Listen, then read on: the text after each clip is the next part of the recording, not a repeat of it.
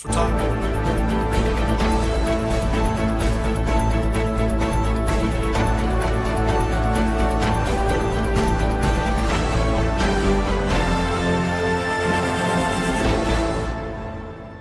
The Rob Carson Show is presented by Paramount Plus. You don't need to live with aches and pains. Visit relieffactor.com today. You are about to hear the most interesting, informative, thought-provoking, and funny show in America. On air and on the World Wide Web. This is the Rob Carson Show. This is the Rob Carson Show. It's Tuesday. It's primary day in a lot of states, including Maryland, including the state of Maryland. I used to live in Maryland for 12 years, but I was paroled. Yeah, I was paroled. But there's a lot of stuff going on over there. New York as well. We're going to get to all of that as the show progresses. But Graham Plattner just keeps digging a hole. Part of that, as many of you know, is that I firmly believe in a universal health care system. I believe in it because I have, in many ways, received it with my VA benefits. Yeah, because you don't have a job. You made $5,000 selling oysters to your mom. But I will also say that many of my female friends and my wife, including the ones that we grabbed by the arm and threw into a room and locked them up, throughout their lives, have received some form of that same kind of support from Planned Parenthood. Okay, so what does Planned Parenthood largely provide? What services that they provide? What is it, mammograms? No. Cervical cancer screening? No. Abortion. I have friends who even today get primary care through Planned Parenthood. Yeah, primary care through Planned Parenthood. Okay, sure. I myself, at a younger age, received I got STI checks. Okay, so there he is. He said, I got treatment. Oops, I got checked for STDs. Oops. So he admits he takes his girlfriend to Planned Parenthood, just to get one of those treatments, and then he says he gets treated. Tested for STDs in my younger days. By the way, yesterday was a younger day. I thought you should know it. Yesterday was a younger day for me. 2 days ago was a younger day for me. Even today, get primary care through Planned Parenthood. Yeah, that's good. I myself, at a younger age, received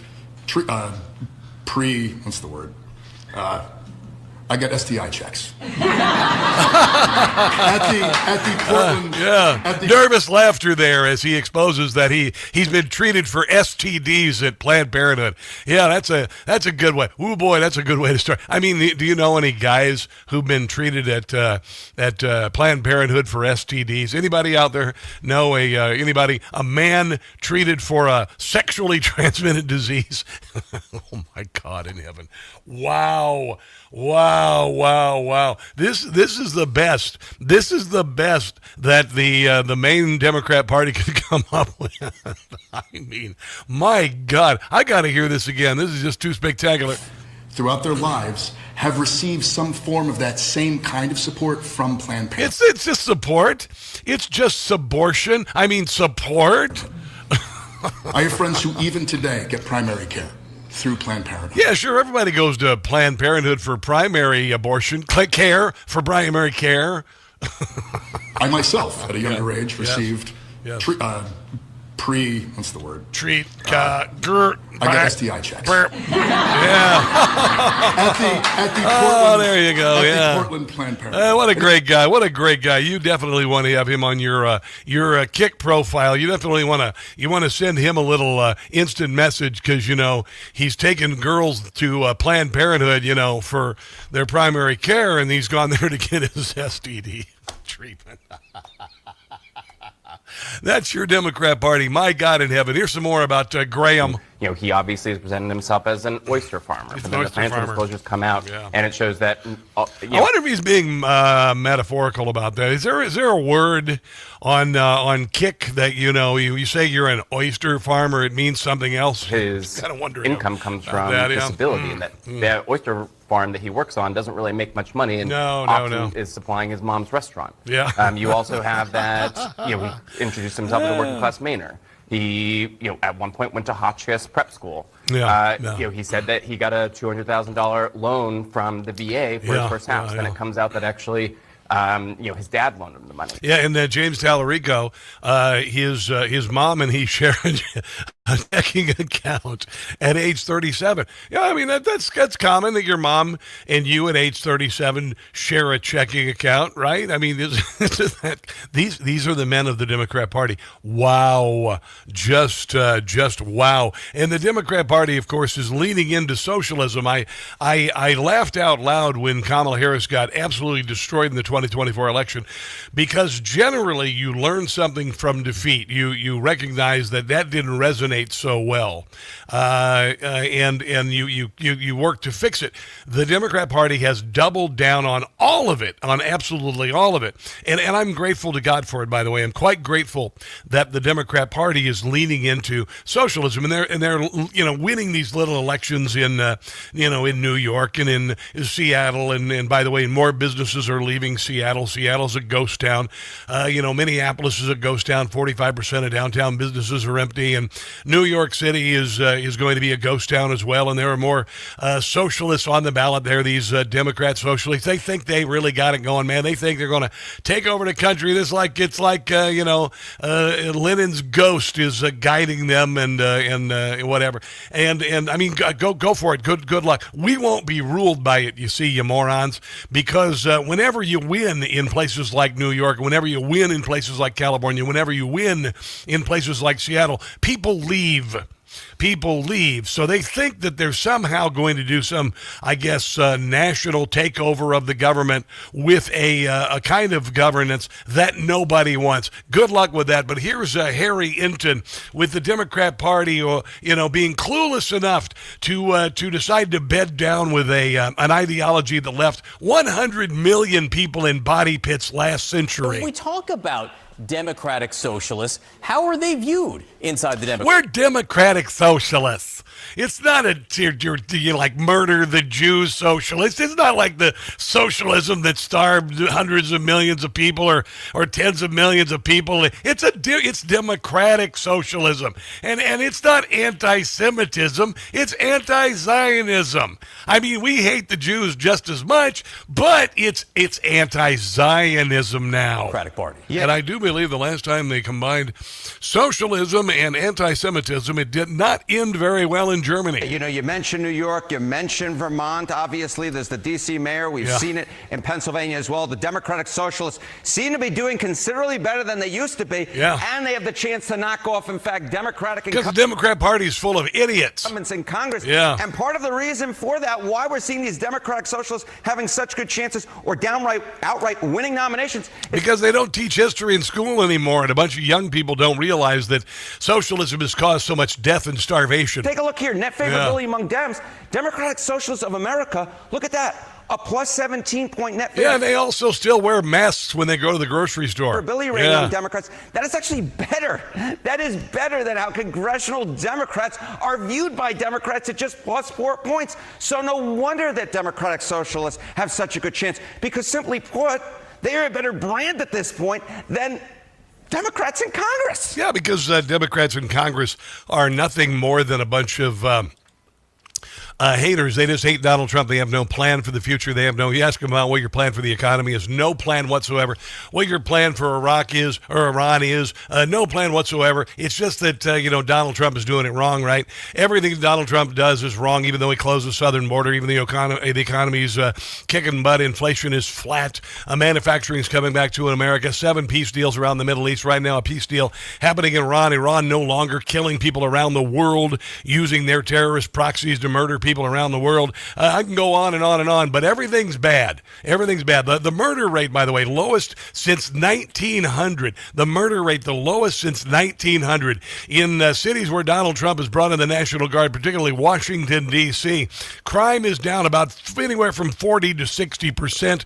The graffiti is gone. The place is clean, but the Democrat Party hates it because they hate Donald Trump and they really hate America. This is Stephen Turley. I love me some Stephen Turley. Turley. He's always got some great observations. And here he is talking about the Democrat Party going into the midterms. Now, there's a good deal of, as always, there should be concerns about the party in power losing either House of Congress in the midterms. And this is generally what happens. However, this Democrat Party is offering nothing but negativity, America hate. This party isn't even celebrating the 250th birthday of our country. They're not taking part in it. They hate America that much. They're vandalizing the reflecting pool.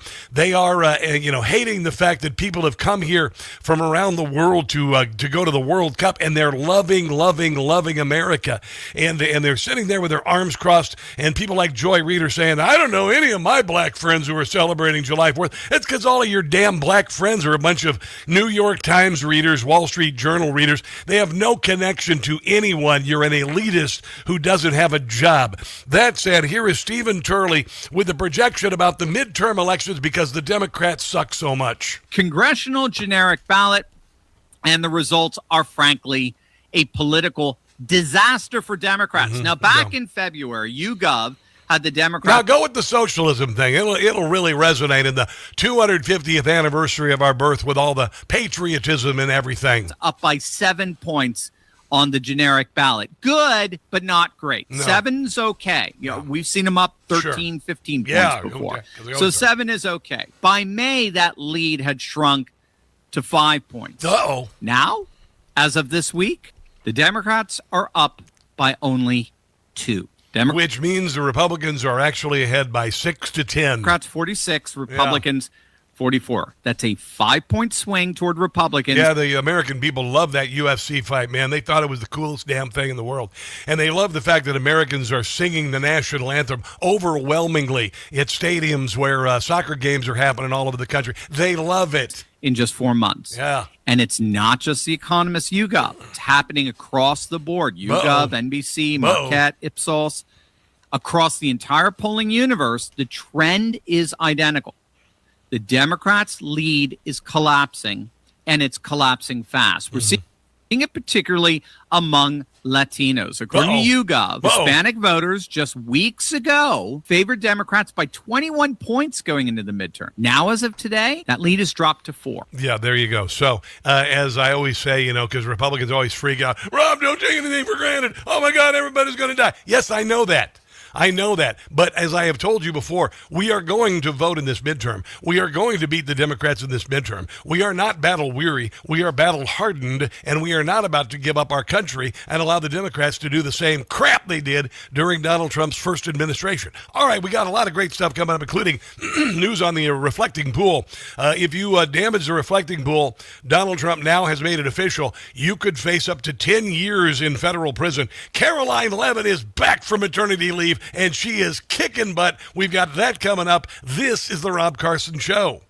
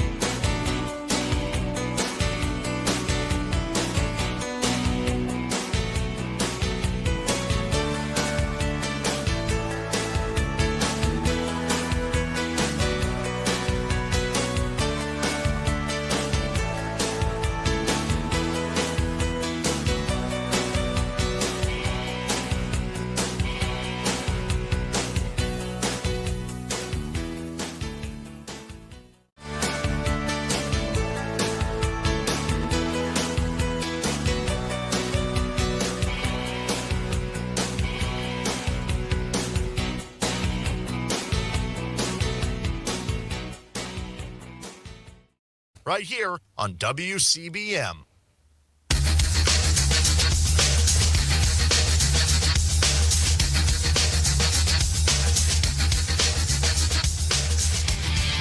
The Rob Carson Show podcast is everywhere. Go to newsmax.com/listen for details. It is a Rob Carson Show on a Tuesday. We've got much coming up on the show, including General Blaine Holt going to be joining us at 1:35. Brigadier General Blaine Holt to talk about the Iran deal. Nan Hayworth, the first female MD to serve as a full member of Congress from New York. We're going to talk about what's going on in New York with it going left of center and into socialism, and we'll see if Mamdani's coattails last very long, considering he hasn't offered he's got that no free buses yet and no free rent and all that crap. So he did promise that after all. Where is it? Where is it?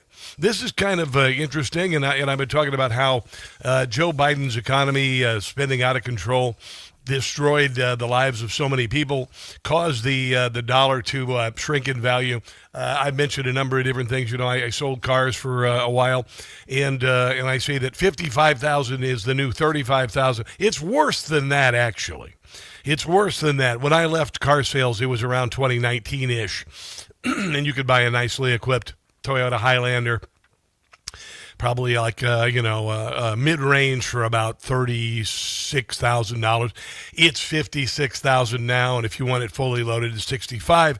If you wanted to buy a Tacoma TRD pickup truck, that was super expensive back in about 2019, 2020. That was $53,000. My God, now it's $70,000.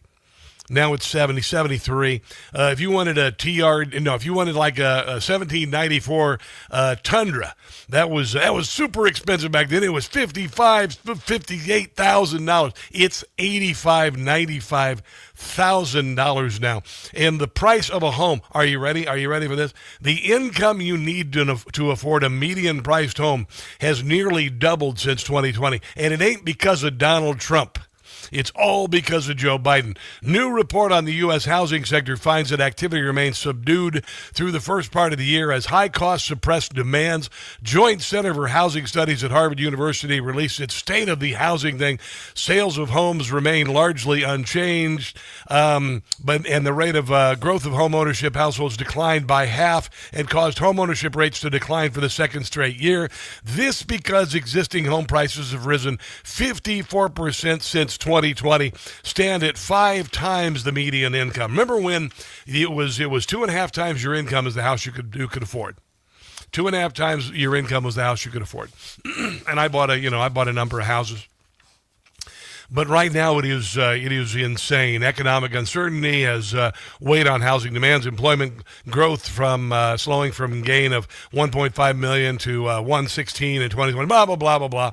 All of this stuff. I was talking to a friend of mine who works at Newsmax the other day. He lives in a deluxe apartment in the sky in Alexandria with his wife, and it's a shoebox. This thing's a friggin' shoebox.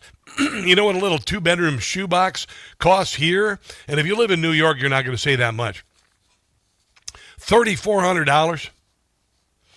My mortgage in Kansas City was $1,600. I know.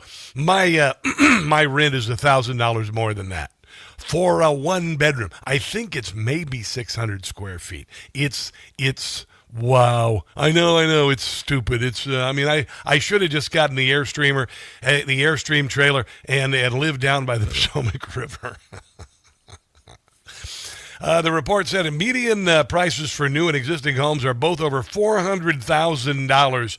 That existing home prices have risen 54% since 2020, 5 times the median income, a level well above the ratio 3 times that prevailed in the 1990s. But back to my friend who has the $3,400 deluxe apartment in the sky. In this area where I live, the median price for an existing or new home is $700,000. Okay, no friggin' way. I think even if I become a millionaire, and I will become a millionaire, I wouldn't buy a $700,000 shoebox with no yard. I'm that guy, okay? I'm that guy. If I'm going to spend that kind of money on a house, I'm going to have an acre or two. It's going to be outside the city. I went to the area I live in, Northern Virginia, and the reason why the prices are so damn high is because government workers and contractors make 70% more than the national average salary and benefits. That's just the way it is. Things have been kind of cut back a little bit with a lot of layoffs from the government, cutbacks with the massive bloated federal government. But the reason why they're so bloody high is that the wages are abnormally high, and Washington, D.C. builds nothing. Washington, D.C. builds nothing. Nothing is built here. Nothing is manufactured. There are no car plants here. There are no steel plants here. It's all sucking on the government teat. It's all working for the government. It's all contracting for the government. It's all consulting for the government. And consequently, the prices are freaking insane here. Freaking insane here. So for the average person, you're not going to be able to afford. I was even looking at a little modular mobile home. I was looking at a tiny home. I might get a tiny home. You know, I love these. Have you seen these tiny homes? I love these. I want to get like 3 or 4 of them, put them together and make one big home out of them. But there you go. Yeah, home ownership is out of control. And it's all because of Joe Biden and what he did with government spending, with what he did to kill the value of the dollar. That's what this is all about, kids. That's what this is all about. Coming up, we're going to talk about the reflecting pool, the damage that has been done to the reflecting pool. Now, 7 people have been arrested, and Donald Trump is saying that there's, just like he did with the statues during the summer of 2020, when they were tearing down statues of Christopher Columbus and everything, and Donald Trump said, you touch another statue, you're going to go to jail for 10 years. Well, he's going to do that with the reflecting pool. Caroline Levitt is back from maternity leave, and she is on fuego. Don't mess around with mama. That's all coming up. This is the Rob Carson Show.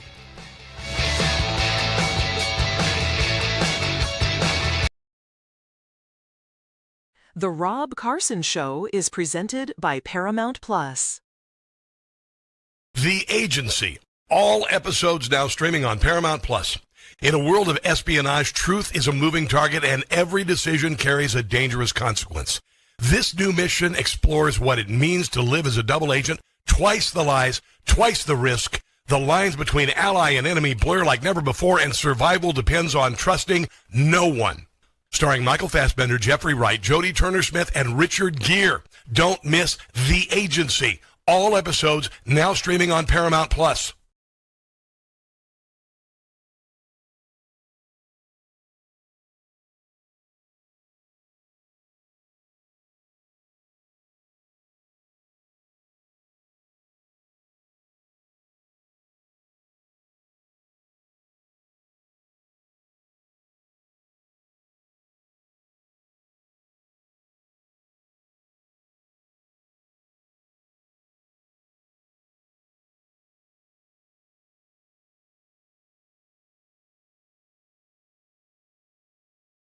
Hey guys, it's Carson for Relief Factor. Life, liberty, and the pursuit of happiness.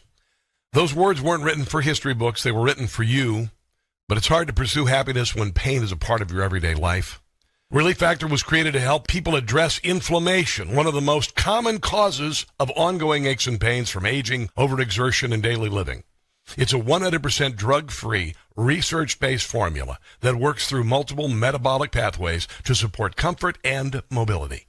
No prescription, no masking symptoms, just real relief so you can keep moving forward. I work out every other day, I crush it at the gym, and I ride my bike 100 miles on the weekend. I credit Relief Factor for making all of those activities pain-free. And as America celebrates 250 years of independence, give yourself a chance to reclaim yours. To commemorate, they're offering a special patriotic price, just $17.76. Yeah.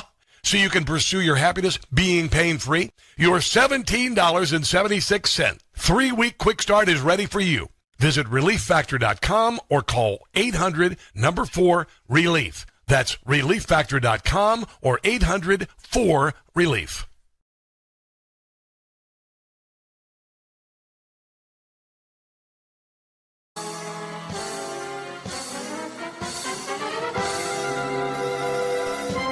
It sucks to be you. Tom Massey, you're through. You're an anti-Semite. On Tuesday night, voters said adieu. Bill Cassidy, too. Bet he's feeling blue. Bill had to go. Voters told him no from every bayou. Indiana was grand. It went just as planned. 7 rhinos were beat. Payback complete. Those traitors got canned. In Georgia, Raffensperger got beat. That's why they say revenge is sweet. It sucks to be you, miserable you. It sucks to be you. The bottom line is this: Donald Trump is...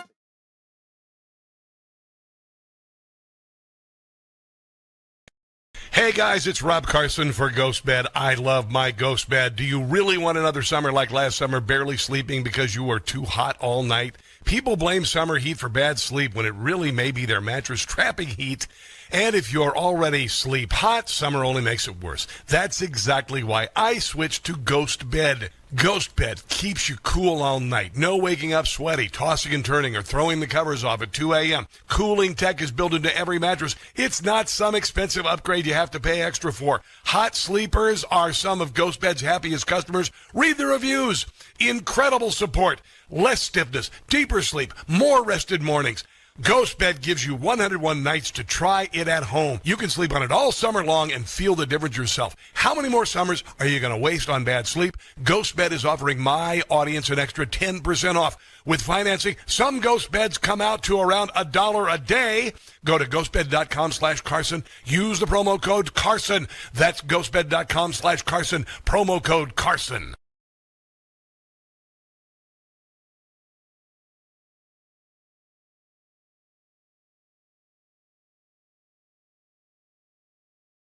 Now back to the Rob Carson Show, presented by Paramount Plus.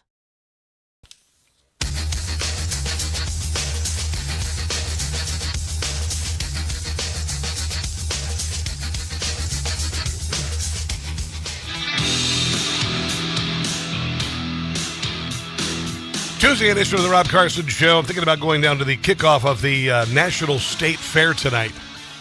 Yeah, because I love me some state fairs. I love county fairs. I love state fairs. Used to go to the Harrison County, Iowa County Fair when I was growing up. My brother Dwight and David, both of them would do a demo derby. They would do a demo derby. Tractor pulls. Come on, man. Tractor pulls. I don't think there are any tractor pulls on the National Wall, but wouldn't that be cool? Have you ever been to a tractor pull? Have you ever no, Hunter, it's nothing like, that's not what you think it is. It's nothing to do with that at all. It's about a tractor that you pull a big weighted sled behind. It's nothing like you're thinking there. So, yeah. I used to go to this thing. It was kind of funny in Montgomery County, Maryland, which is north of D.C., about 20 miles. Actually, not even that far north, but anyway.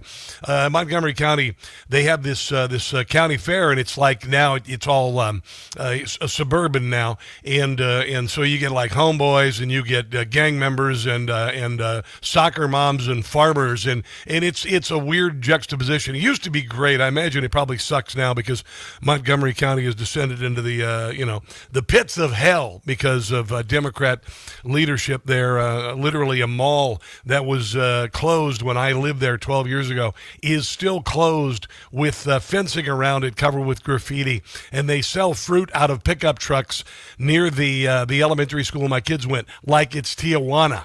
I know, that's Montgomery County, Maryland. Good job, Democrats. Way to go. I'm glad I got my kids the hell out of there. Here is Donald Trump on the reflecting pool. Because in case you didn't know, he redid it, and a bunch of Democrats and liberals and Antifa members have been defacing it. Are the contractors who did the initial work with the reflecting pool, are they to blame for the current condition, or is it the vandals? We had vandalism. No, vandals. We have I think 290, 300-foot slit right through it, probably a box cutter or a knife of some kind. Yeah, generally, if it's going to be something organic, It's not a perfect slice that is about 250 feet long. Well, we had people lifting up the basic, some of the... There was a guy down there with a pitchfork and a wagon prying up pieces of it, but he got arrested. It's not a lot of damage, but we'll probably have to let the water out and refix it. 5 people are arrested. Yeah. And 5 people are under investigation right now. And it's a sad thing. In addition to that, we put brand new, beautiful grass all around. They put these massive letters on the grass. You probably know about that. Yeah, right? 8647. And they said 8647. They probably got that from the dirty cop. Yeah. Did you see the morons down there dressed in costume cheering on the algae like little children? Algae is doing good today, honey. Team Algae. I just want to just walk by as they're leaning over and just give them a little shove in the rear end with my foot. Everybody's Take a bath. out of you. You probably could use one. You are single-handedly doing more to fight fascism than any American. I am fighting fascism. Yeah, algae is fighting. You people, dear God, what the hell is wrong with you? Yay, clap for the algae. Oh, my God. And see, this is the thing. They think that bedding down with darkness like that and awfulness is going to win them something. They don't realize, and I do mean this. There was we are the reaction to the action of evil, and they're still betting now with it. They think this is going to work for them.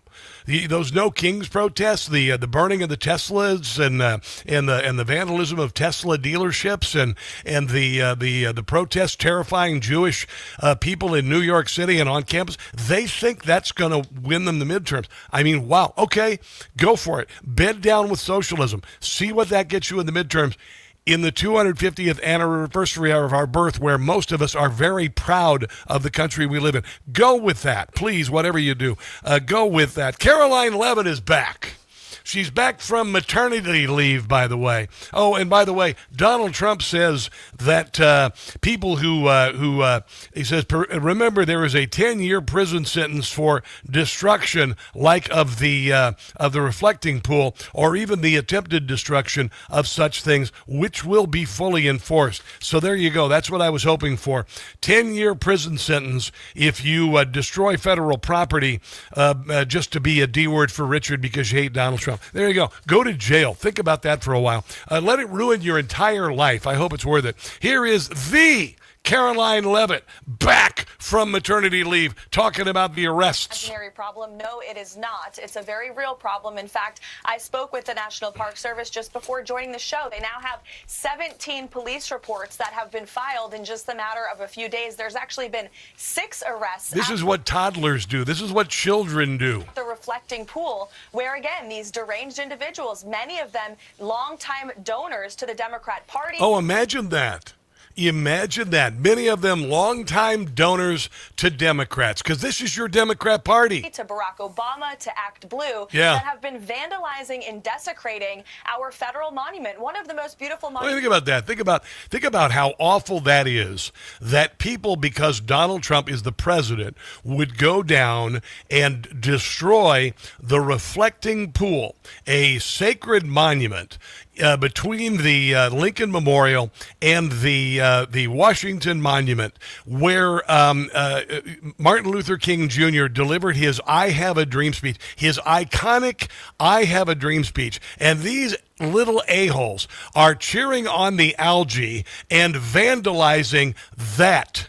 Because they hate Donald Trump so much. They hate Donald Trump. They hate the country. It's not going to end well for them. In the world, the reflecting pool. And that's why President Trump is not going to stop with this effort. We're going to not only hold those people accountable, but we're going to fix the pool, continue to make it beautiful from this despicable vandalism just in time to celebrate our nation's 250th birthday next week.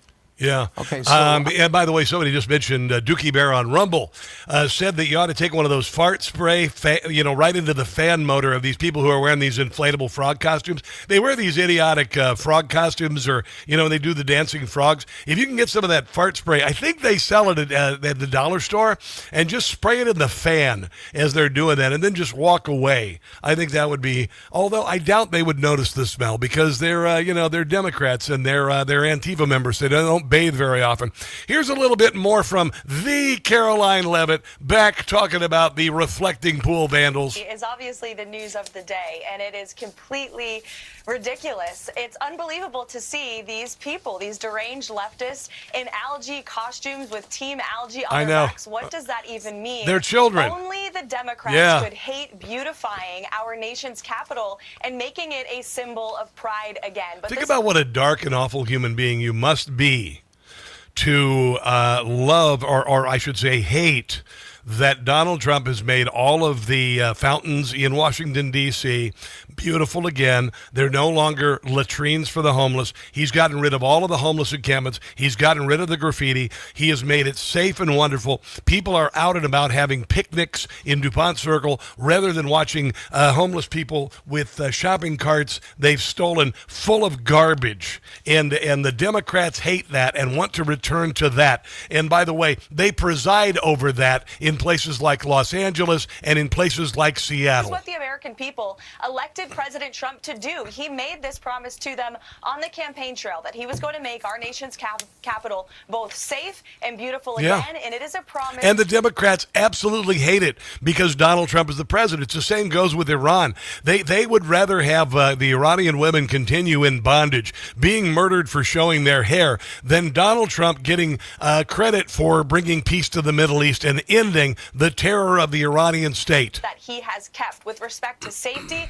violent crime has plummeted. The city gigantic. is the safest it's been in generations. Oh my God. Murders are down 40%. Wow. And with respect to the beautification of the city, I live here. And meanwhile, in Chicago, 40 people were shot over the weekend, and 8 of them murdered. Of course, at the White House, and you can see it with your own eyes as you travel throughout the city. The homeless encampments are gone.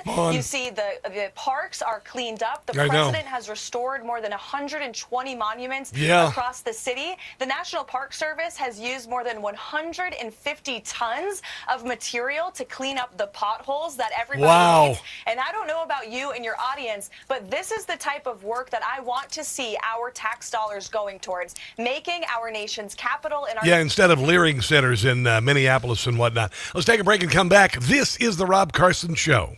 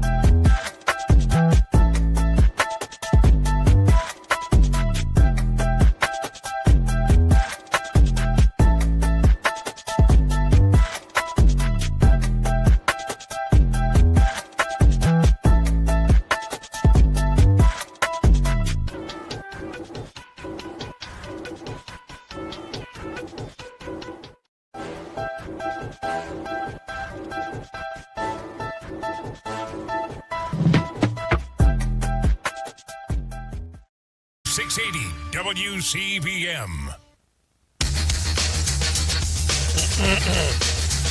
Excuse me.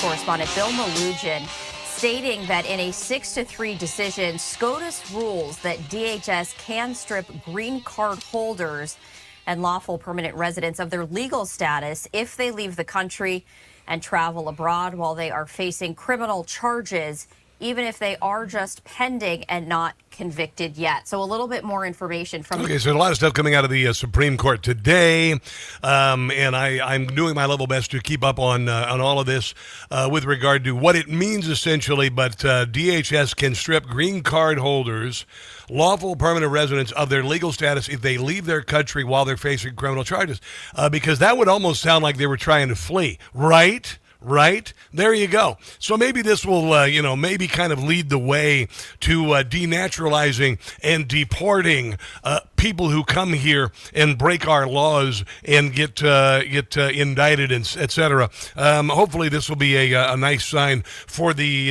abuses that have been handed to us by the Democrat Party, allowing so many illegals to come here and commit illegal acts, other than just being illegal, by the way. Other than just being illegal, which of course is an illegal act. If you sneak into the country illegally, you see, it's illegal. There you go. Buy some gold, put some silver in your pocket. I know what you're thinking. Everything's expensive. I mentioned this earlier because of Joe Biden and his out-of-control spending, effectively increasing the size of the federal government by 40% because of COVID and printing money like it was going out of style. And now we have $40 trillion in deficit. The median priced home is now twice what it was in 2020. Twice what it was in 2020. Oh, my God.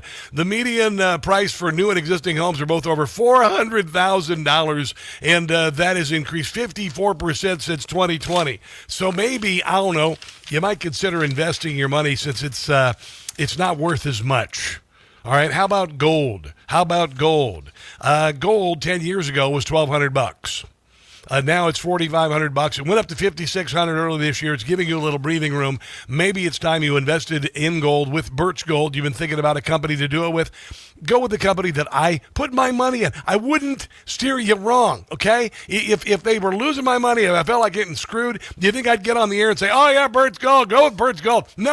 No, I trust this company. I trust it, and they will make it easy for you. And all you got to do is text my name, Rob, to 989898 to take advantage of free America 250 silver. They're going to give you a 1-ounce silver round with every $10,000 you invest. You invest in gold. All right, you're going to get this commemorative coin. It's really awesome. I've got one. I carry it around in my pocket in a little velvet pouch. I know. It's kind of cool. And I flip it every once in a while. I pretend like I'm Two-Face. Anyway, text my name, Rob, to the number 989898. That's Rob to 989898 to take advantage of this terrific offer from Birch Gold. Here's Greg Gutfeld talking about the Democrat Party. The Democrat Party is so filthy that they're rooting for slime. Okay, that's how slimy the Democrats are. They're so filthy that they want the reflecting pool where Martin Luther King Jr. stood and delivered his I Have a Dream speech. They want it destroyed. They want it destroyed. They want it leaking water. They want it filled with algae. That's your Democrat Party. These guys missed the border. Yeah. They missed the victims of illegal gang members, women who were raped and murdered. They did, yeah. They missed the entire COVID crime cover-up, which they did. Right now is exploding. I know. I think, algae is the perfect analogy of left-wing politics. Yes. You can't, you can get rid of it and make things beautiful, but it's going to grow back. Yeah. And so you kind of have to constantly battle it. It's like socialism. Just when, you think it's in the past, everybody knows it killed 100 million people last century, and then idiots in places like New York say, oh, no, it's really great. Because it lives off the things that you make. If there was no reflecting pool, there would have been no algae. If there was no lawn, There would have been no 8647 if there was no wealth and prosperity. Yeah, they put 8647 in the National Mall lawn by the World War II Memorial. Of course, they spelled it out in they used herbicide to kill the grass and spell 8647, which means kill Donald Trump. And that's your Democrat Party. There you go. There would be no socialism. So you see how they all have to depend on people making and creating things in order for it to survive. It must be weird to hate nice things because people you hate like the nice things. I know. It's if weird. Trump said, I love food, would these idiots starve themselves to death? Probably. Maybe as an experiment, he should come out against rat poison. Yes. Just to see if they would sprinkle it on their oatmeal. Or their pasta is like Parmesan. Now they embrace algae. They embrace vandalism because it's anti-Trump, but that is nothing new. They've embraced vandalism before. They've torn down statues. Yeah, 2020, they caused $2 billion worth of damage, killed almost 30 people, and hundreds of police officer injuries. The old line, if Trump cured cancer, they'd call it an attack on funeral homes. No, they would say that, what has cancer ever done to you? That's what they'd say. That's your Democrat Party. They think they're going to win the midterms. Okay, let's take a break and come back. This is the Rob Carson Show.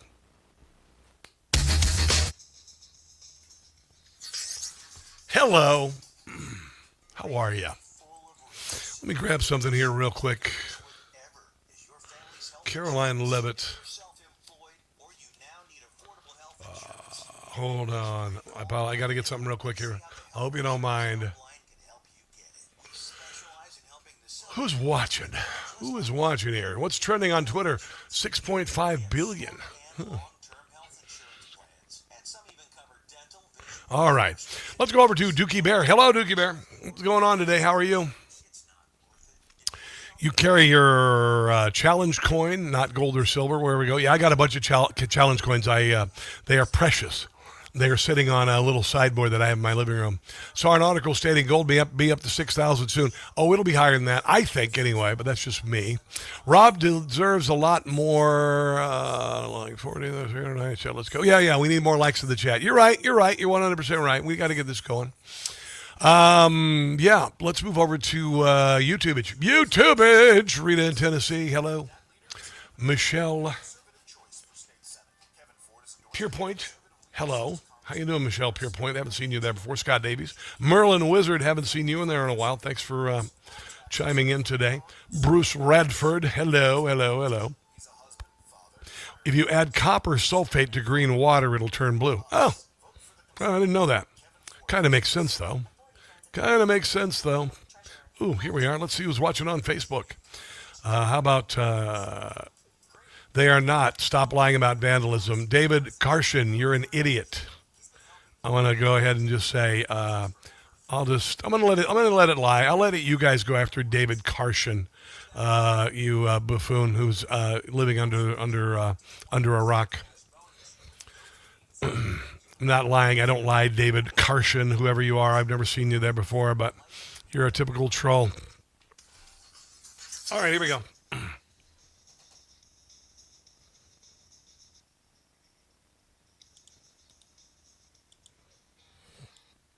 Imaginary problem? No, it is not. It's a very real problem. In fact, I spoke with the National Park Service just before joining the show. They now have 17 police reports that have been filed in just the matter of a few days. There's actually been 6 arrests at the reflecting pool. There you go. Now I was watching on the Facebook chatter, and David says they're not vandalizing the pool, so stop lying, Rob. Well, why did she just say there were 11 arrests? You moron. Anyway, I'm just glad that Caroline Levitt is back from maternity leave because you know what?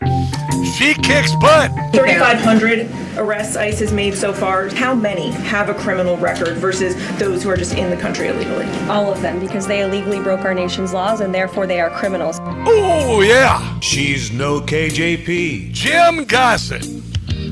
More like Kaylee and Sarah. Her first press briefing was strong. She deals in facts, not liberal propaganda. We have been lied to for so long. And Come on, raise your hands. Raise your hand. Ooh, choose me. Be polite, or she won't call on you. Meet Caroline. Ba, ba, ba. Kicking butt and taking names. Some names. She's not inclined ba, ba, ba. to let reporters play their games. Sweet Caroline. She's back. She's also saying that if you leak classified documents, government's going to come after you, media members and whatnot. But she is back. It's nice to see Caroline back. And she has been an amazing person to watch. I actually reached out to her last week just to say hi, and she responded. She knows me. Used to have her on when she was running for Congress not that long ago, when she was only 25 years old. And she's had 2 babies, and she goes in every day, and she just annihilates the press with facts, with truth, and with her tremendous personality. There you go. Coming up next hour, we're going to talk a little bit about this peace accord they're working on with Iran. A couple of people who I respect greatly are enthused about it. KT McFarland is one of those people, quite enthused about it. General Blaine Holt is quite enthused about it, and I believe Blaine Holt. I know a lot of people. I've talked to a lot of people. I hear a lot of opinions. And Blaine Holt, his lifetime of experience serving our country and his common sense are a good guide with regard to things like this. So all of that is coming up in hour number 2 of The Rob Carson Show. Don't go anywhere.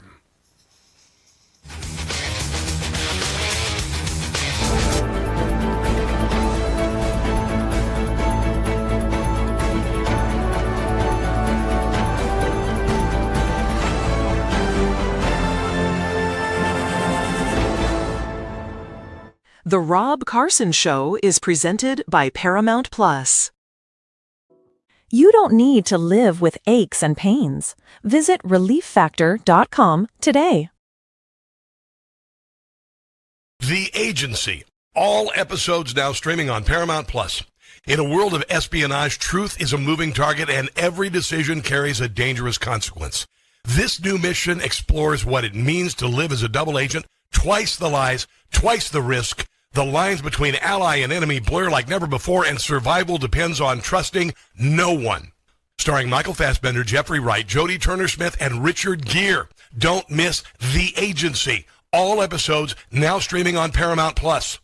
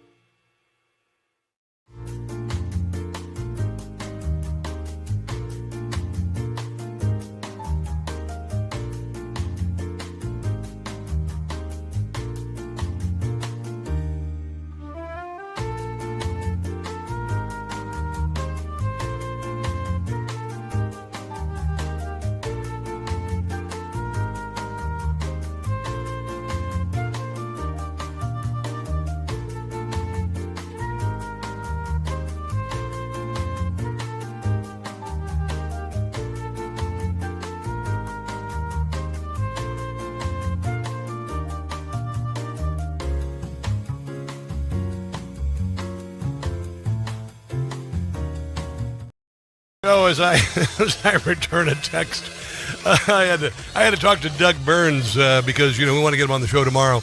Wanted to get him on today to talk about all these Supreme Court decisions that are coming down, but he's super busy, knee deep in it all, as it were. And there are many things coming down: birthright, citizenship, among others. Also, whether or not you ought to be able to count votes days after the elections and steal them like Democrats do. Did you say that out loud? Oh, hell yeah, I said that out loud.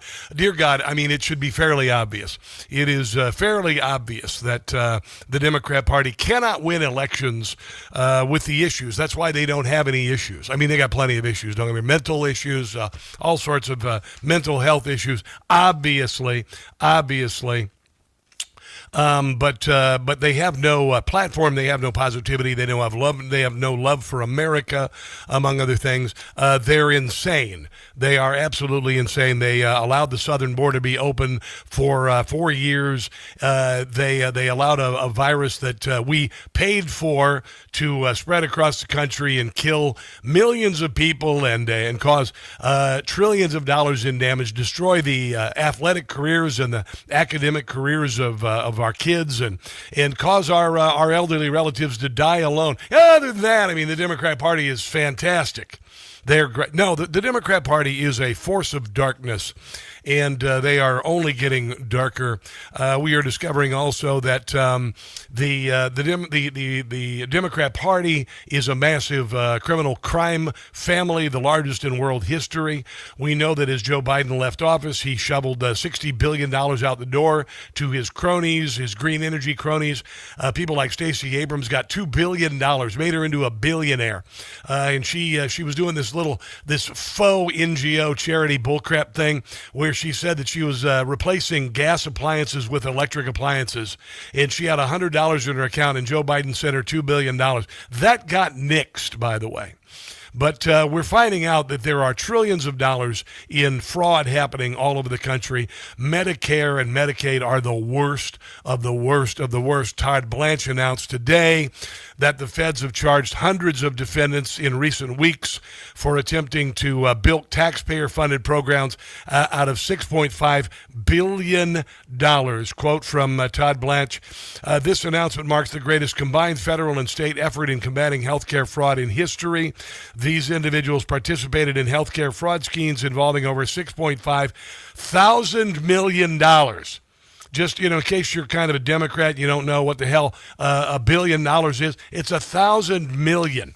All right, so you take 1,000 boxes that have $1 million apiece in them. I'm trying to simplify it so Democrats will understand it. You take 1,000 boxes that have $1 million in it, and you do 6,500 of those. 6,500 boxes that have $1 million in them. Does that make sense? Did you get it? Even you Kamala voters, do you understand that? I mean, it is. And what did I tell you? What did I tell you when this was happening? I said we're going to find out that our country, the one that we love so much, the country we love so much, where we have been suffering. I mean, I just read earlier the price of a home has effectively gone up 54% since 2020. It's unaffordable to buy a house now. Unaffordable to buy a house. You millennials trying to buy a house? I mean, honestly, it's impossible. And yet you've got these jackweeds who own Leering Centers in Minneapolis. They're able to buy Lamborghinis. They're able to buy all of the cars. You never even dreamed of living the way that they live when it comes to the fraud that has happened all over the country. I'm going to find the story here. I got all of my stuff here. Oh yeah, here you go. Here's a couple more. This is what our government, particularly the Democrat Party, has allowed to happen in our country. This while we've been suffering. This while you and I, we don't even think about retirement because 60% of our paycheck goes to local, state, federal government taxes, fees, etc. We have nothing left over at payday, and the Democrats say that's the fault of billionaires. If I had the ability to not write a quarterly check to the federal government and the state government, I would have enough money to put money away. I might even be able to have a little vacation home. I would have been able to pay cash for my kids' education. But right now, my son's got $100,000 in student loans. Yeah. Oh, and then we find out in California, they've been bilking the student loan program. You know, did you notice this? The Trump administration has blocked $150 million in fraudulent loans. And, you know, they were handing out loans left and right. You know that the price of college education has gone through the ceiling because they've allowed it to, you know, go through the ceiling, and consequently, students need to borrow an ungodly amount of money, frequently paying off their student loans, or even now getting into middle age with still having student loans. And for some reason, Joe Biden decided that he was going to erase a lot of those student loans just out of nowhere. Just go ahead and take care of those student loans and get rid of them. Well, here's what I'm saying. My son never got a notice from Joe Biden that his student loans were going to be paid off. Not one damn dime, not a thing, nothing. And I contend that the Biden administration and others allowed wholesale theft using ghost students. I'm going to share from Andrew Ferguson, who's working with J.D. Vance, giving millions of dollars to ghost students who are really, what I'm contending, just like they've done with every other NGO, basically slush funds for Democrats for re-election. That's why Joe Biden decided he was going to forgive so many of them. Yeah, that's what I think. And you know what? I'll be proven right, because I'm right all the time, because I have common sense and life experience. Here's Andrew Ferguson talking about the massive amount of student loan fraud on top of Medicare and Medicaid fraud, on top of leering centers, transportation for elderly relatives, people staying at home just to hang out with their mom getting paid, saying it's somehow home care, hospices by the hundreds being closed in California that got millions and millions of dollars that were run by the mob, the Russian mob, and Gavin Newsom knew about it. And there's no way that people like Tim Roots and Keith Ellison didn't know anything about it. If they did, they're complete morons. Same goes with the idiot Republican governor in the state of Ohio. You cannot see this kind of growth in Medicare spending for leering centers and other nonsense, where you've got buildings, office buildings full of hospice care, learning centers, daycare centers in industrial parks where no people are being served. You cannot be in charge of a state and allow the gigantic growth. For instance, in Minnesota, 1 year they're spending $7 million on autism for kids, right? And then 3 years later, they're spending $400 million. And the attorney general for the state of Minnesota didn't know that was happening. Same way, that same damn thing happened in the state of Ohio, where Somalians, by the way, would go to the airport with $1 million in a suitcase, send it to Minneapolis, and then they would send out of Minneapolis suitcases full of money to Somalia, which were supporting al-Shabaab. I mean, it's so tangled, it's so awful, it's hard to believe. But almost everything that we're spending our tax dollars on is being bilked and stolen and looted by the Democrat Party, largely 99% of it by the Democrat Party. There you go. Here is Andrew Ferguson about student loan fraud. We have turned education in this country into a piggy bank for the worst people you can imagine. Yeah. And the Biden administration did nothing about this. Nothing for 4 years. Secretary McMahon has been one of the most important anti-fraud warriors in the entire federal government. She's partnered with the task force to shut this down. Just in the last couple months, they've already blocked $150 million of fraudulent loans from going out the door. They've discovered other loans that the Biden administration let out the door to the tunes of 10. Yeah, those PPP loans. A good share of them, when they went to Democrat friends, NGOs or whatever, business owners who were friendly, giving money to the Democrat Party, they just forgot about those loans during COVID. Just keep the money. Tens of millions of dollars that we are going to prevent people from ever getting again. And this is why it was so important for President Trump to put the vice president in charge of this task force, because we can amass the resources of the whole federal government, including at the Department of Education, using high-tech mechanisms to automatically detect fraud. Yeah, it is remarkable. We are more corrupt than the former Soviet Union, and they never even imagined what it would be like to have $7 trillion to steal every single year. But the Democrat Party managed to do it. We're going to have to see some politicians arrested. We're going to have to see some politicians go to jail. Well, you and I suffered while these people got rich. Gavin Newsom and his Barbie doll dimwit wife are building an $8 million mansion on a government salary. Yeah. FBI announced capture of a fugitive in Turkey.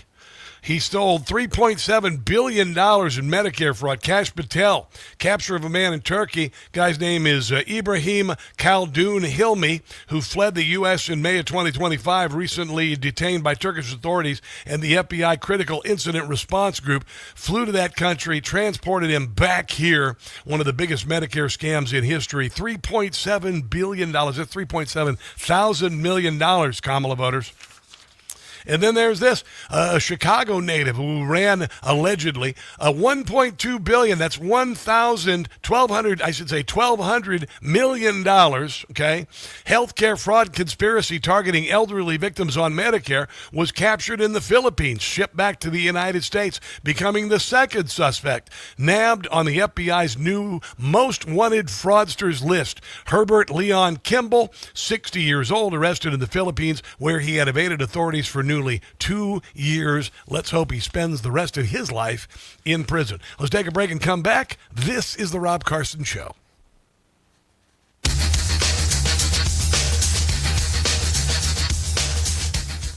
A lot of information there. With another great deal.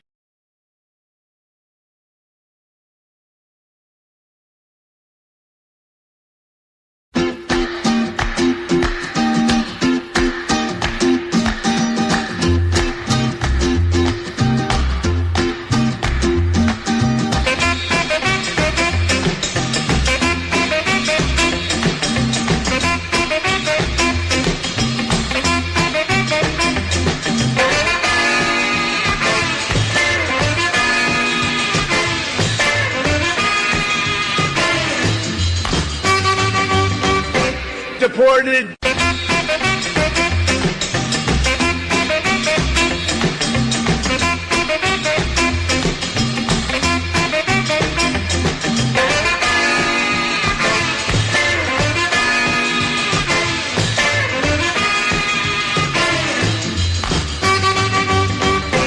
Deported.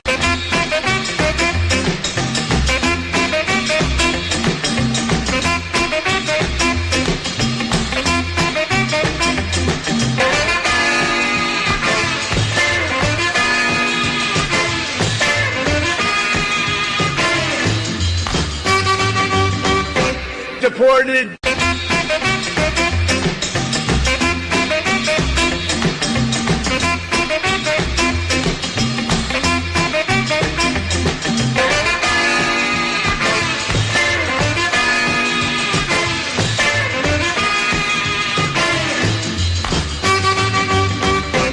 Get him out. Ready? Are you ready? Get him out of here. Get him out of here. Get the hell out of here.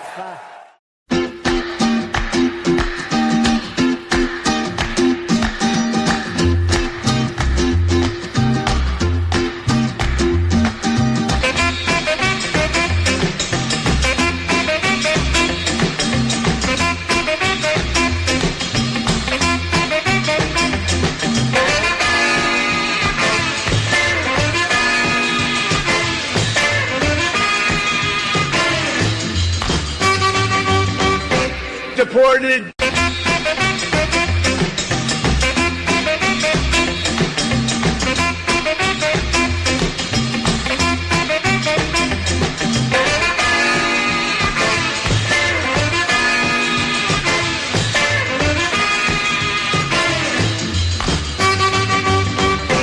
Deported.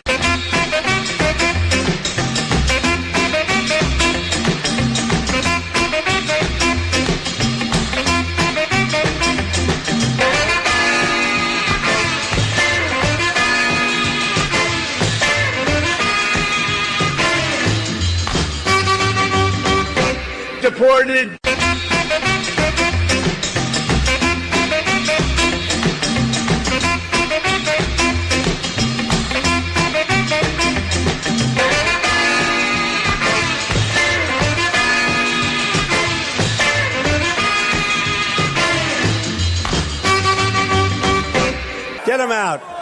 Ready? Are you ready? Get them out of here! Get them out of here!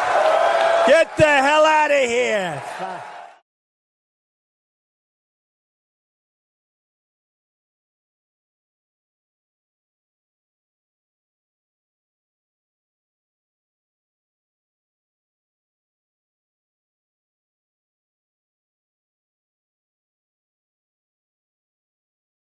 In Harford County. Caitlin Bennett rejoin. No.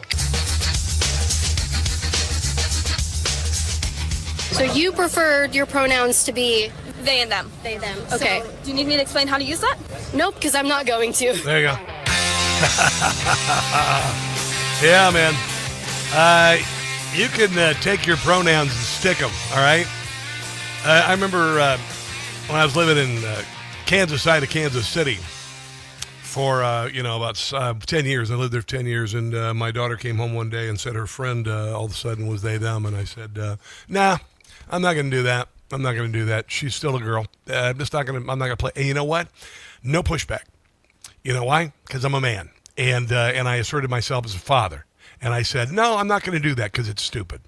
Yeah, it was amazing. It was amazing what happened. Rather than just letting people run you over, just kind of go, no, you know what? I'm not going to play that freaking nonsense bullcrap just because, you throw a temper tantrum. It's not going to work. That person, I'll just say her name is Zoe or something. Zoe was Zoe yesterday and a girl. She's still Zoe yesterday and a girl. She's not a boy, and she's not a they, them. So, you know what? Bullcrap. You're going to be a she, her, and you're going to be Zoe, the girl. So if you don't like that, don't frickin' come around here anymore. I don't have time to play this nonsense. It was so funny. It was like, Dad, she's now a boy, and her name is whatever, and her pronouns are they and them. And I said, no, they're not. Not in this house. I won't acknowledge it. But Dad, I don't care. I'm not going to play that game. Is she going to sue me? All right, go ahead and sue me. Not going to play that game. And we're all going to wake up from this idiocy that the Democrat Party put us through to divide us. It's so wonderful. I said for years we were going to come off the top rope and we're going to bring a folding chair and we're going to end this stupidity. And fortunately, the stupid is being pushed back. And they're still trying to revive it using CPR in places like New York City and all of that. I want to mention a couple things. There's a whole bunch of primaries going on around the country. I lived in Maryland for 12 years. I've had several candidates approach me for endorsements. I feel it's foolhardy because I don't live in Maryland, and I don't really think my endorsement means a lot. And it's nothing against. I think you value my opinion, but no. I mean, I endorsed President of the United States, absolutely 100%, because Kamala Harris was a moron, and all of the things that he went through. Hell yeah. But as far as just an official endorsement, I don't see the value in it to Maryland voters. And nothing against Maryland voters. I love you guys. I love you, WCBM listeners. I'm so bloody heartsick for Maryland. I lived there for a dozen years. I would love to see that damn state turned around. It's run by the Maryland General Asylum. That's what they call it there. They've been calling it forever because these people are just insane. And the only thing that is going to save Maryland is if Republicans get back in office, and I'm hoping maybe we can start to see some things happen. I do want to mention a couple of people who I know, and I would consider, if not acquaintance, friends who are running. And I would love to see them get into office. I would love to see Kim Stansbury win for Baltimore County Executive. She is running a shoestring campaign, no budget, hustling, meeting people. She is a mom. She is a wife. She is a patriot. She's getting nothing out of this. She's not getting rich out of it. I went out and hosted a little fundraiser with her, and it was very small, but I think she is a good and decent person who wants the best for her kids, her grandkids, the state of Maryland, for county executive in Baltimore. Kim Stansbury is great. So, Kim, if you're listening, God bless, Godspeed. I know a couple people who are running for governor in the state of Maryland. I know John Myrick. He's running for governor in the state of Maryland. I've attended one of his events, a picnic. I also know Dan Cox, who is running for governor. I've known Dan for several years. Either of them would be great choices other than Wes Moore, who is the Fresh Prince of Bel Air head. He's a freaking moron, lying about his political service. He's a poser. He would rather go out and hang out in Italy with George Clooney. He is a fake. He is a fraud. He is a phony. He is the Key Bridge that collapsed 2 years ago, was hit by a ship. He hired a firm to build that damn bridge. It was going to cost $2 billion. Then it went to $8 billion, and they've literally had to stop it altogether. They have no contractor. Nothing is happening, and that idiot wants to be the governor again. So, back to my original thought. Dan Cox, fantastic. Dan Cox would be great. John Myrick would be great. Either one of those guys would be great. Godspeed, good luck. I wish the absolute best for you. And then I got a buddy who's running for Baltimore City Council, and his name's Tim Fazenbaker. And Tim's a good guy. Tim is a patriot. He's not making any money off this. He just wants Baltimore to stop sucking so much. Baltimore has the second worst schools in America. The second worst schools in America. They have this place called the Inner Harbor in Baltimore, Maryland. Used to go there when my son Will was small, and we go down there and we go get on the USS Constitution. It was an old, a tall ship down there, and you'd walk around there. And then there was a Hard Rock Cafe over here, and there was a submarine you could get on. It's more like a U-boat you could get on over there, and you could go to one of dozens of restaurants down there. And now it's hell on earth. It's in receivership. It's in receivership. The Inner Harbor of Baltimore. You can literally look across the harbor and see Fort McHenry, where Francis Scott Key looked up the morning after the bombardment from the British and wrote the Star-Spangled Banner when he saw that glorious flag. And the Democrats have turned it into an outhouse. The Democrats have turned it into an outhouse, and it's a damn shame, because I love me some Balmer. I've always loved Balmer. I've always loved the culture of Baltimore. I love the grittiness of the people. I love the ethnicity of the neighborhoods. I love me some Baltimore, and it's a damn shame that idiot Democrats have driven that city into the crapper, and the morons at the State General Asylum continue to do the same. So if you're out voting and you're a Republican in the state of Maryland, by God, get your butt out there and vote. And even if you're a Democrat who's sick and tired of the nonsense and the BS, like where I used to live in Montgomery County, where MS-13 is now in the schools, where you've got trans nonsense being taught, even if you're a decent, and I don't know how many there are in Montgomery County, Democrat, maybe you might consider voting for a Republican for a change to turn your state around. Because right now, I think it's number 6 for outbound migration. People are leaving Maryland. Nothing is getting done, and it is descending into the pits of hell. Frederick, Maryland used to be this little showpiece. It's crap now. The main drag is terrible. Montgomery County is terrible. Baltimore is terrible. Annapolis, the streets are crumbling. That's your Democrat Party. Maybe it's time you did something about it. Democrats in Maryland are the frogs in the boiling water. You don't have to boil with them. Let's take a break and come back. This is the Rob Carson Show.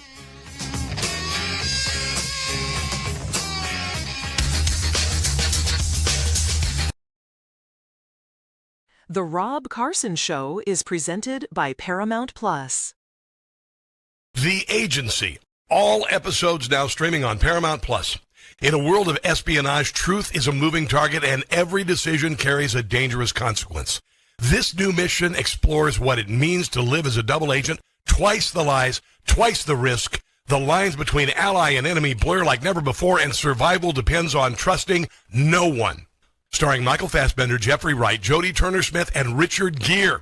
Don't miss The Agency. All episodes now streaming on Paramount Plus.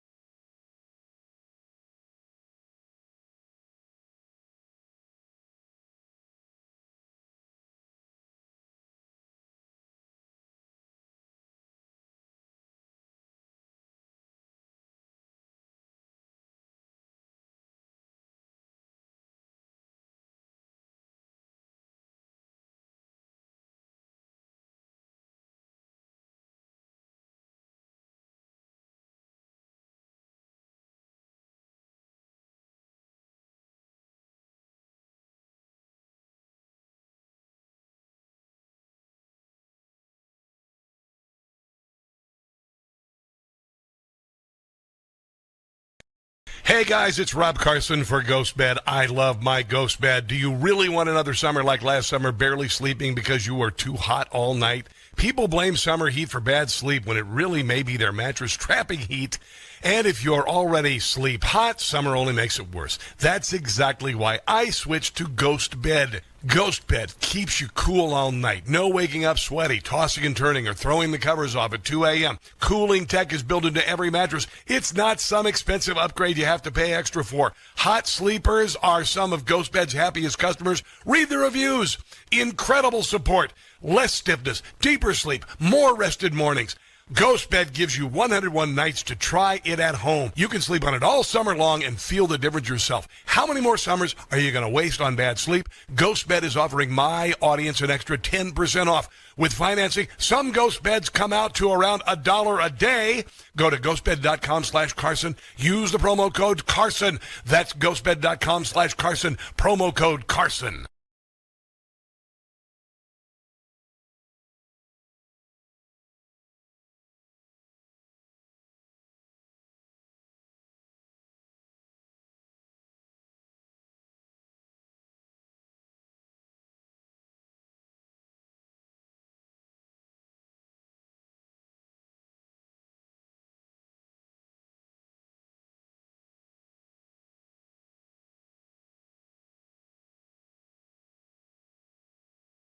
Hey guys, it's Carson for Relief Factor. Life, liberty, and the pursuit of happiness.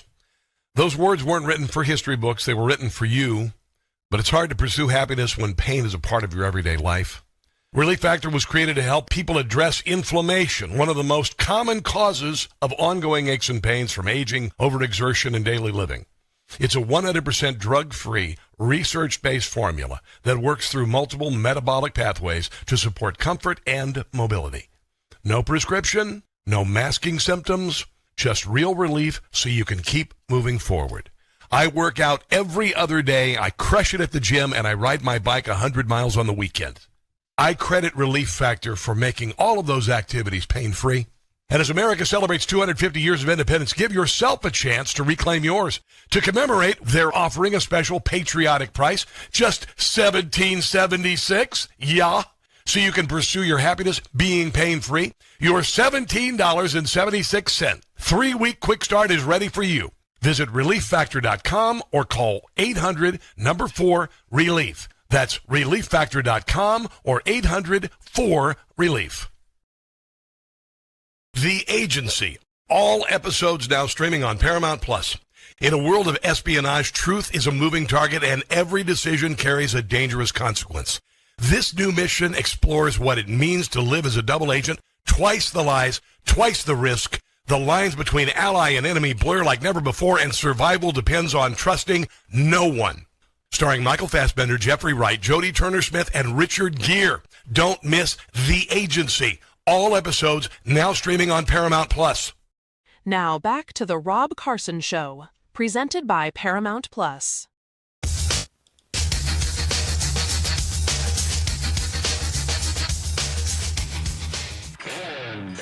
Terrific. I mean, just take a step back. What have we gotten? Iran doesn't get nuclear weapons.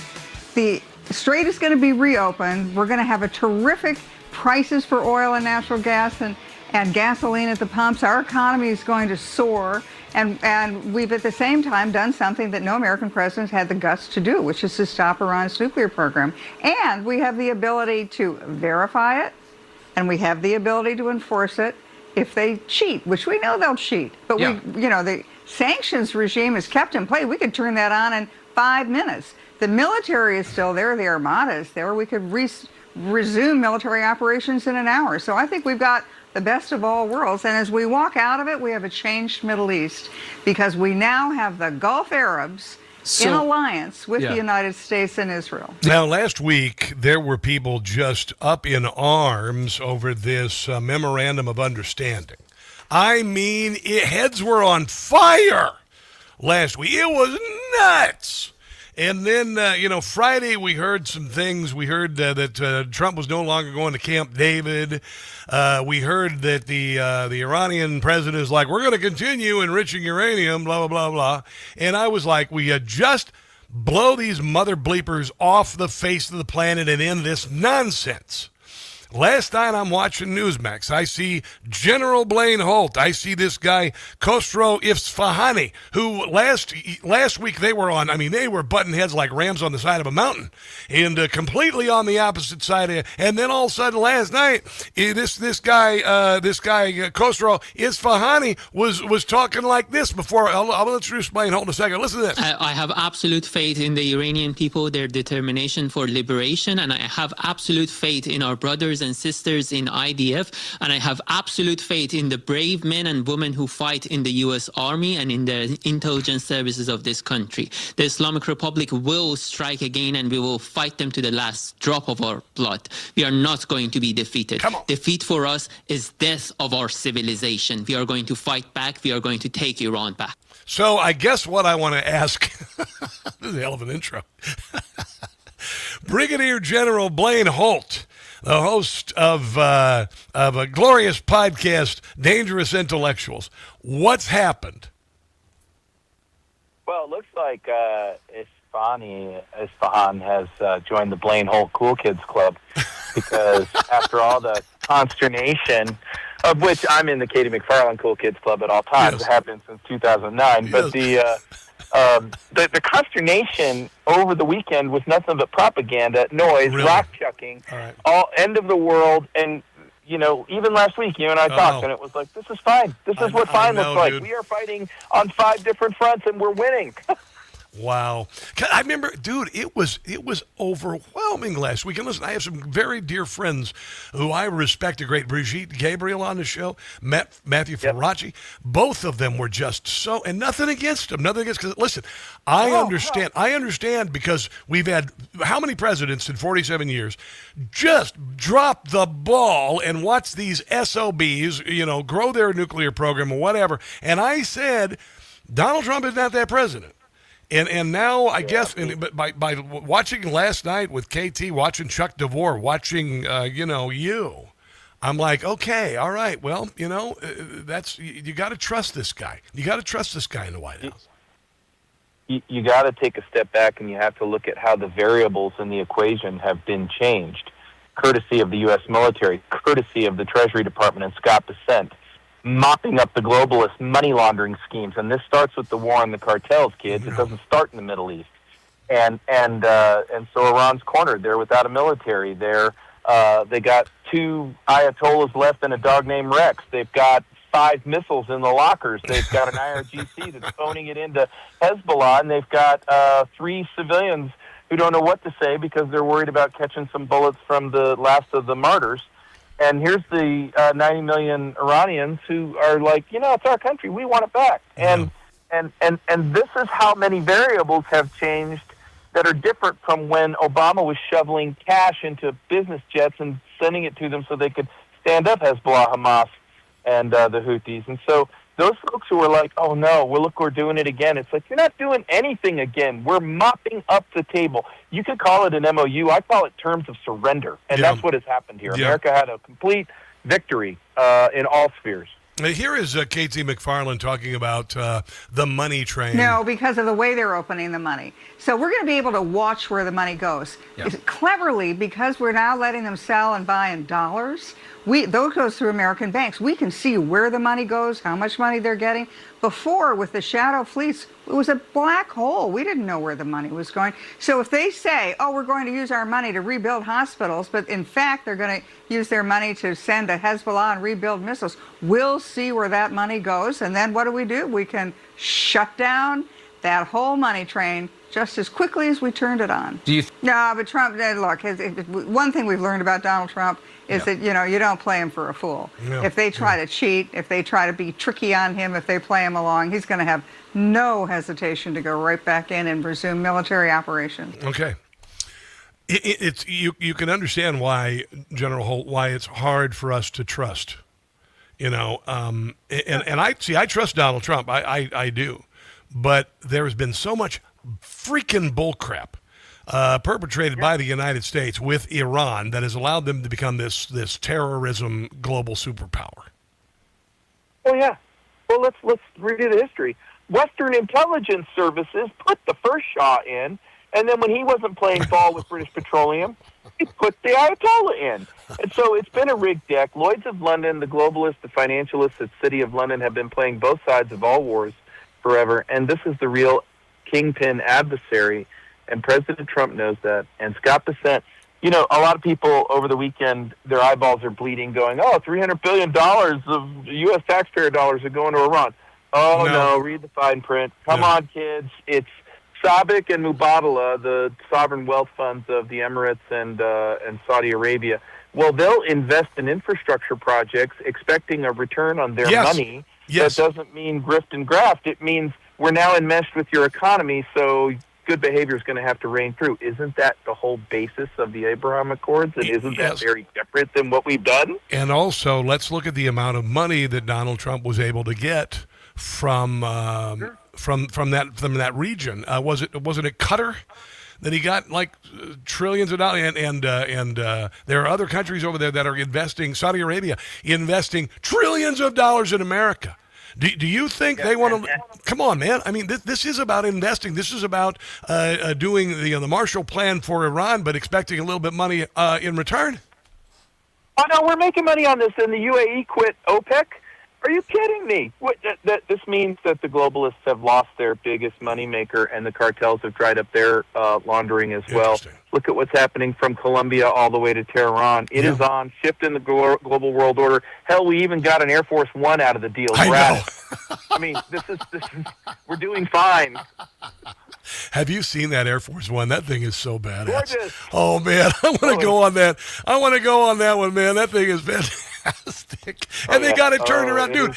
How long has it taken the defense contractors to build the other two Air Force Ones? Aren't they still being built? And they're like Barack Obama's library over budget. No, do you know what that jet says?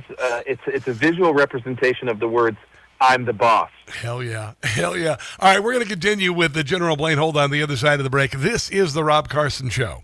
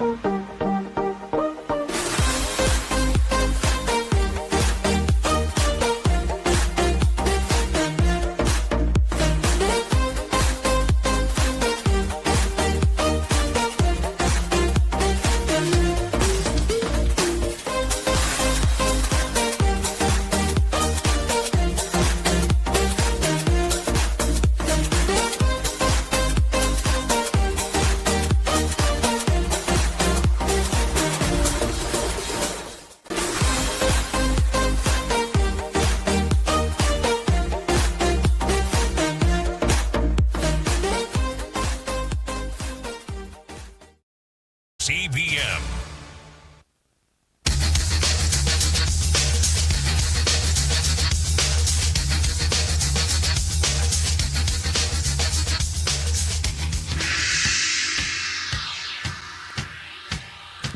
Who has ever applied the military force to create the conditions for successful negotiations like President Trump has?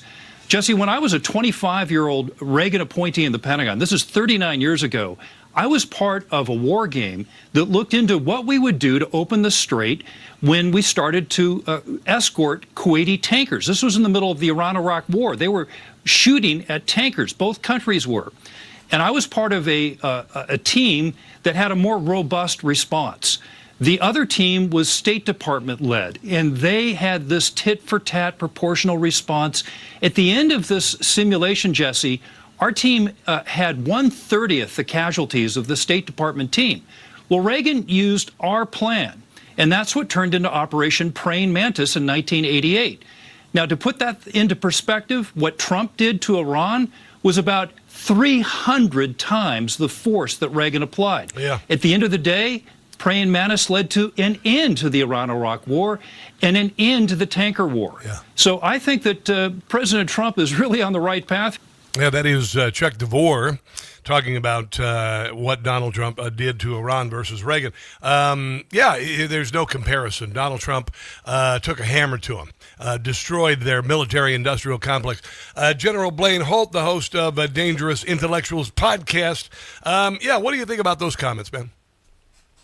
Well, I think that after every bombing, what we should be doing is dropping leaflets with surveys saying, how was my bombing? Was it horrific, devastating, apocalyptic, mildly irritating? Yeah. And mildly irritating would be what he is talking about. Yeah. What President Trump brought was the heat. It was decisive. And it starts at the top. And here's the big difference. He told the generals, these are your objectives, go get it done. He didn't have targeting in the war room. He didn't let little Ivy Leaguers come in and play general with plastic soldiers. He just said to the professionals, these are my objectives, go handle that. And that's what I said originally. When they were talking about the amount of time it would be needed to get it done, it wasn't Donald Trump giving them a timeline. It was them saying, here's how long it's going to take.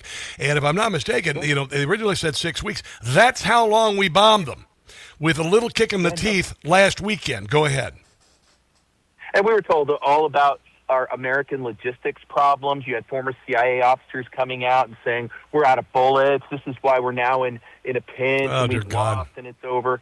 And all of this dribble. And, when I hear that dribble, that's all I need to know that we're winning like hell, that we're absolutely at victory's door, because there are more people in our nation wedded on the president's failure in advance of the midterms than they're even thinking about the benefit to their grandkids never growing up in a world of Armageddon-bound psychopaths. Absolutely. Here's Chuck DeVore with the difference with Donald Trump: credibility and firepower. President Trump has developed credibility through the amazing efforts of Operation Epic Fury. So, number one, he has the credibility. Number two, all that firepower is still in the region. So you have a president who has shown that he's willing to use it, and that firepower, Jesse, hasn't gone anywhere. Now, what about the next step for who leads this country? Because, my dream, and with so many who've lived our entire adult lives praying that the people of Iran will be free, praying that a generation of young women will be able to show their hair without being murdered. How do you see that being ushered in? How do you see that change being ushered in? How do you see the IRCG driven away, the Ayatollah never returning to power? Yeah, so we're going to have a little turbulence to get to that place. Yeah. The turbulence will be the IRGC. They're going to step into this thing that they call martyrdom. But martyrs have this nasty habit of leaving behind devastation. Yeah. We have to watch here our domestic security for internal threats from 4 years of open borders. But we also, and then we'll manage this and get to a place where there's an interim government. It's going to look like a Venezuela model at first, I believe. Gotcha. And what you are going to see is after the food and water concerns, which are being addressed right now, are taken care of for the Iranian people, you're going to see a very grateful, liberated people come into the world commons, full of education, full of engineering, inspiration, ideas, and they're going to join us, and the world will be a better place for having an Iran and a Persia in it. I hope they rename the country to Persia. I swear, so do I, dude. And I'm going to tell you, there is so much innovation coming from that region that has been quelled and destroyed by the monsters, the 7th century Neanderthals that have been in charge over there and just ruined everything. I mean, you are forgetting. Listen, they erased. Everybody's talking about Donald Trump's going to erase the culture. The culture was erased. The culture was erased by the Ayatollah. When was the last time that you celebrated Persian culture? When did you notice the architecture and the genius of the Persian people? Even 2,000 years ago, it was erased by the Ayatollah. Yeah, these are the guys that just blew away 45,000 of their people because they had some dissent. Yeah, It's really, look, this is a very small part of their population, the Shia Islam radicals. That's 7% of their entire population. This has been a police state under the thumb and involved in the international weapons trade, cartels, blowing up American soldiers. It's drugs, and now they're leaving the planet, and guess who gets credit for that? Boom. And you may not like it, but that's the way it is. Yeah. Before we go, tell everybody about your glorious podcast, Dangerous Intellectuals, at dangerousintellectuals.com. Oh, man, did we have a great episode yesterday. Nick Cook was with me, and we had a discussion about technologies that have been suppressed and kept out of our hands for varying motivations. But we're talking about zero-point energy, anti-gravitic propulsion, and things that are going to create a whole world of abundance going forward. So I could have one of those the Back to the Future cars that flies in the. Do you think? No, that would be like a Model T compared to what you're going to get. I would really? And I hope you enjoy not paying any power bills, because that's coming too. Dude, all right, dangerousintellectuals.com. I'm going to tell you, Blaine, I really value your opinion on this radio program. And through all of the nonsense and all of the caterwauling and all of the screeching and all of the bullcrap out there, I know that we get somebody with you who has experience and common sense and a level head, and we appreciate you very much for that. I want to tell you that. Always grateful for the opportunity. Thank you for your kind words. All right, let's take a break and come back. This is the Rob Carson Show.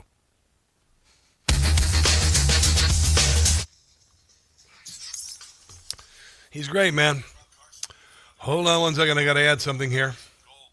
I've got to add something here. Hold on. Give me a second. Hold on. I'm going to talk to you guys.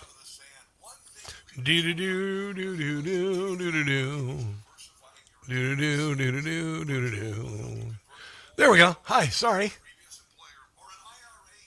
Who's watching over here? Chris Reynolds. Don't catch us stupid. Yes, exactly. Rest for the okay. Not got a lot of love listening to Blaine. I know Jeff is he is really cool. He's fantastic. I enjoy his conversations. He's brilliant. Beck Ottenberry, thanks, Blaine. Yeah, he's awesome. What are you guys talking about over here on?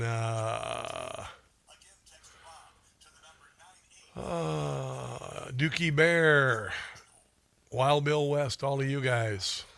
Hello, Jamie Bellett, Shelby Inslee. Love listening to Blaine Holt. Yeah, he's great. He really is. He just is somebody I trust. It's really important. It's really, really important to be able to trust somebody and believe what he has to say. And I don't have all the answers. I try to learn all of this stuff and try to, get to know it, and become an expert on everything overnight. And sometimes it's very hard, and that's why I have experts on. That's why I have guests on. Rush used to have like F. Lee Levin. He took his advice, Mark Levin's advice. He never talked about it on the air. He never had him on as a guest, but he took his advice. That's what I do, but I actually have people like Doug Burns and other people on the show to garner information from them because I can't know everything. I know it's hard to believe. Here we go. About 320 here. Okay.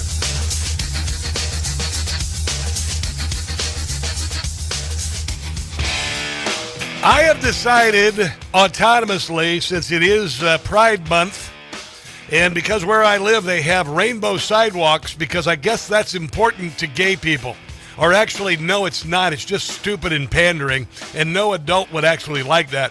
But I'm going to go ahead and just say that the Strait of Hormuz now is the gay of Hormuz. just during this month. It's the Gay of Hormuz. And let's just say the traffic is starting to fill up.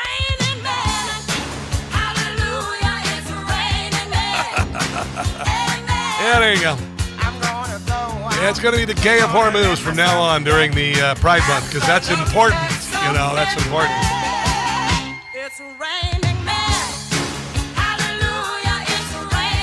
Oh, by the way, Major League Baseball Commissioner Rob Manfred has confirmed players will not be fined for penalized, little joke there, penalized for wearing Bible verses on their uniforms during Pride Night events. We all know that some players, Landon Roop and JT Brubaker and Ryan Walker, thought wearing those caps were kind of stupid because they are. The writing on the cap violates our rules consistent with normal practice, like normal practice is wearing a gay hat. We have warned the players about future violations. That was according to Pat Courtney, the MLB chief communications officer. Now they've actually decided, maybe not so much. The players were not fined or disciplined, nor will they ever be. However, they don't mind a little discipline every once in a while. If you know what I mean. A little discipline, you've been a bad boy. No, none of that. Thank you very much. Here's Jim Gossett.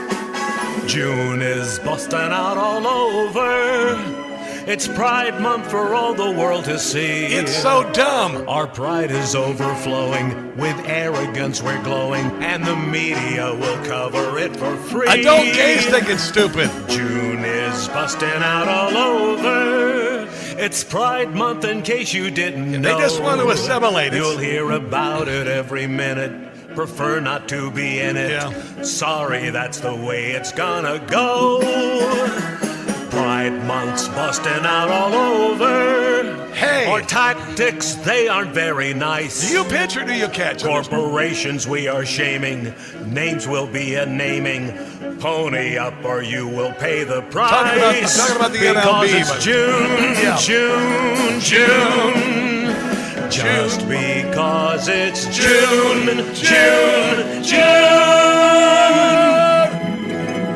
Yeah, I know. It's just dumb. It's just dumb. And, I love the fact that, there'll probably be a few people who call me homophobic, which is kind of dumb, too. That's just not echoing anymore. And I think most adult gay people think it's kind of dumb, too, honestly. I mean, you're own a business. You're like, oh, yeah, the gay sidewalk. It's so important that I walk across a rainbow sidewalk. No, I'd like to just assimilate. Let's just kind of assimilate. All right, there you go. Hour number 3 of the Rob Carson Show. Nan Hayworth from New York to talk about the insane socialists running for office there. Don't go anywhere.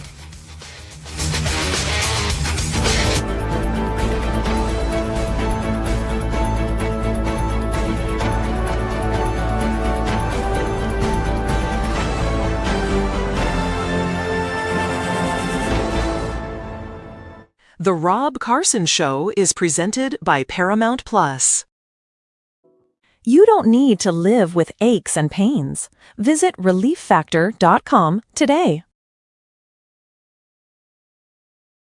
The Agency. All episodes now streaming on Paramount Plus.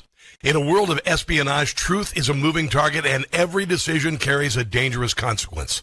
This new mission explores what it means to live as a double agent, twice the lies, twice the risk. The lines between ally and enemy blur like never before, and survival depends on trusting no one. Starring Michael Fassbender, Jeffrey Wright, Jodie Turner-Smith, and Richard Gere. Don't miss The Agency. All episodes now streaming on Paramount Plus.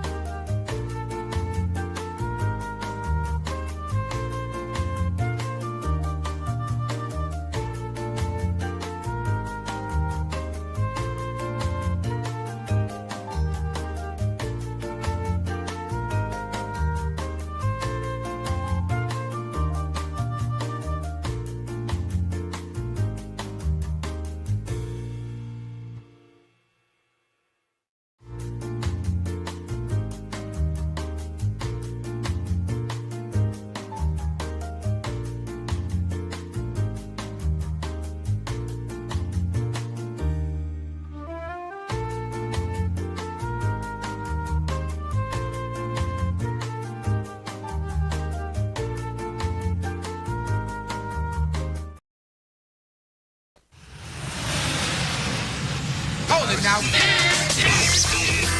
You are about to hear the most interesting, informative, thought-provoking, and funny show in America.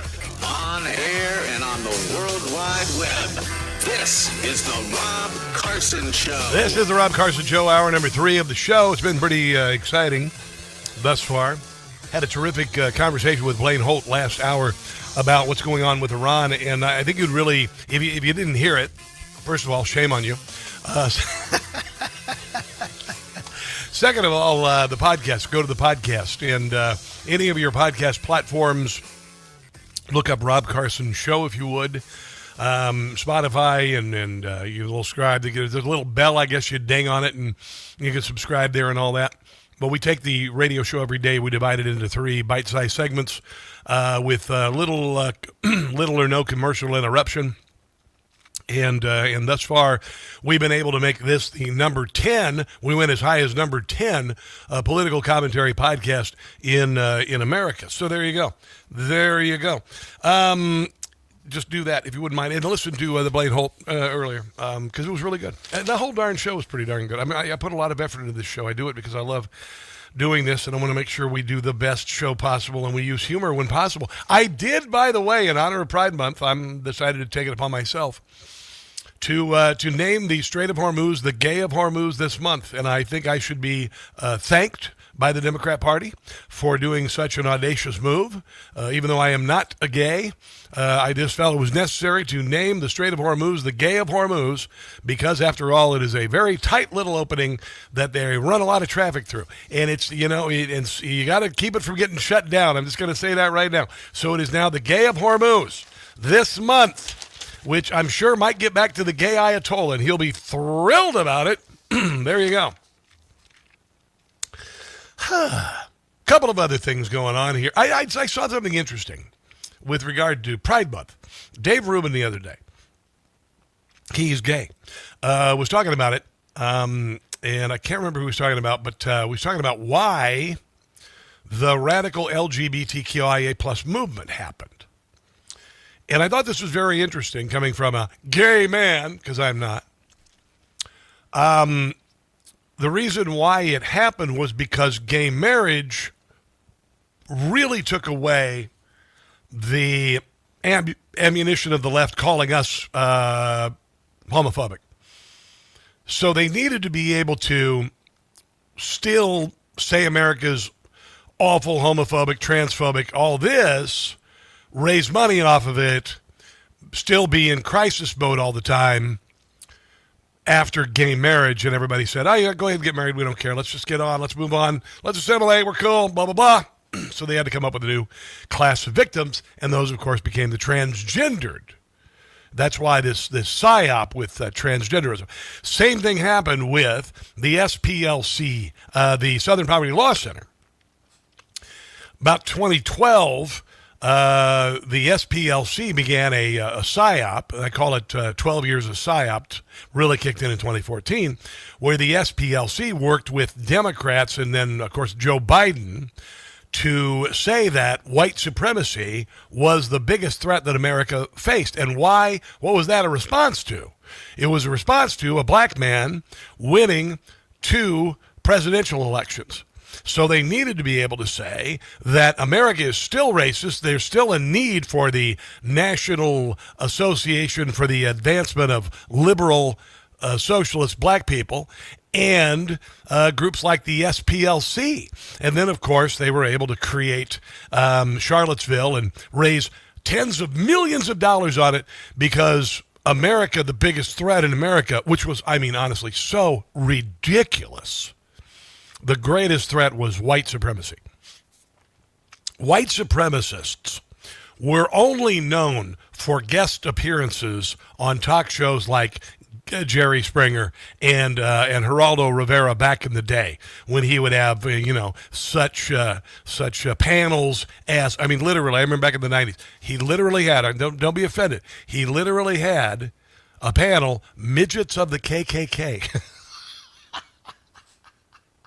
I remember it. I remember one day I was watching, no way this is happening. No way this is happening. So that's what it is. That's what it is. They find that, oh my God, we're not needed anymore. Oh my God, we got something else. So when gay marriage happened and everybody's cool with it, all of a sudden it was, oh, trans and all this, and America is transphobic and America is all this. So we got to come up with Pride Month and we got to paint the sidewalks, rainbow colored. And if you don't comply and if you don't wear that uniform for Pride Night, then you are transphobic. You want trans people to die. That's what they've said. If you don't allow children to be mutilated by surgeons and given puberty blockers, which nobody heard of before ever, then you are, all of a sudden, you are the problem. You are awful. Do you understand this now? Do you understand why we got stupid crap like this? It's ridiculous. And the same goes with the SPLC and these attempts to say that America's racist, in the summer of 2020, it was George Floyd. George Floyd died of a drug overdose, and they burned the country. It was a psyop. They created a nonsensical psyop across the country that the police were racist. It was the worst thing. It was the worst damn thing. You can't say that because you're not black. Yeah, I can.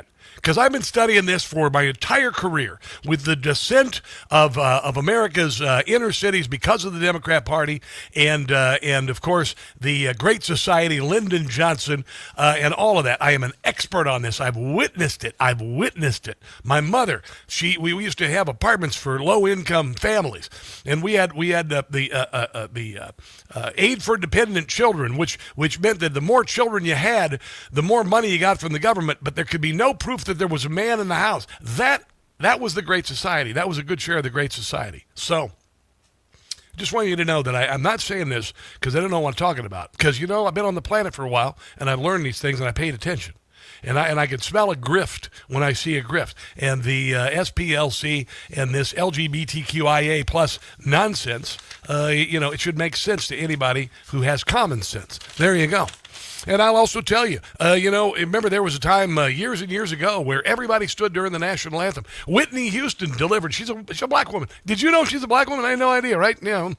But Whitney Houston, one of the most breathtaking and beautiful renditions of the national anthem was in front of the Super Bowl. And America stood and cried, and we all stood and cried, and we all wept, and we all were a great American melting pot. And my generation, growing up in the 1970s, we watched Roots, we watched All in the Families, we watched Jeffersons, we watched all of these things. We didn't care that Uhuru made out with Kirk. We thought it was kind of hot. We didn't even care. Different strokes. It didn't matter that they were two black kids adopted by a white guy, Conrad Bain. Didn't matter to us. They were a family. But the left had to suddenly make us sexist, homophobic, racist, 1968 all over again. You make a black person show an ID, you might as well put us back in the cotton fields. It's just stupid. It's just stupid. And then, of course, Joy Reid, who was fired because she's so insane and so hateful racially and so utterly spoiled as a human being, a total spoiled, entitled woman child. And she, after decades of us celebrating America, we had brothers in arms in battles in Korea and Vietnam and even the Civil War with black soldiers fighting for the Union, all of this stuff, Joy Reid now is convinced that her friends, but by the way, her black friends are not, it just happened to some of them be black, but they're all flaming left of center America haters. And so she's able to say something this stupid about July the 4th. I want you to listen to Joy Reid, who doesn't have a job, talking about how her friends, her black friends, don't celebrate July the 4th. Because in many ways, and with apologies to my dear spicy white friends, because I know that your my spicy white friends, what the hell are you talking about? That my white brothers and sisters do love a 4th of July. It is Independence Day. Everybody's barbecuing. It's a thing. I can promise you, black folks. Listen, she's talking all girlfriend now. Take that day off. We will barbecue because we off. But black people. Because we off. There she turns it on and off, kind of like, Michelle Obama and Barack Obama. Nobody black I know is really excited about the 4th of July because it is what Frederick Douglass said it is. It is the celebration of slaveholders who freed themselves from having to pay taxes No, to that's the absolutely crown ridiculous. for their slave empire. No. It's a celebration of Independence Day. We declared our independence from Great Britain and created the greatest individual engine of economic and individual liberty in the history of mankind, and wealth and freedom and all of that. That's why, Joy, dear God. So that's what she's going with.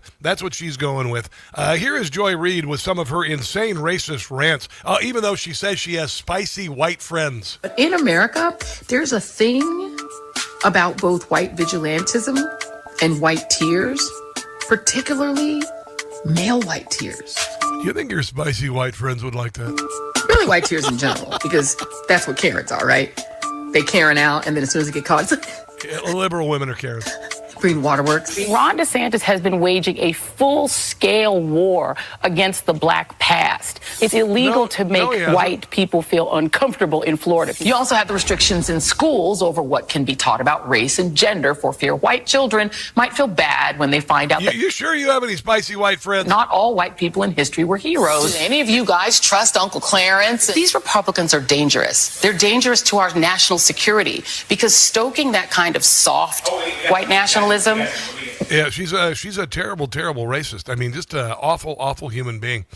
Just an awful human being, and obviously very racist.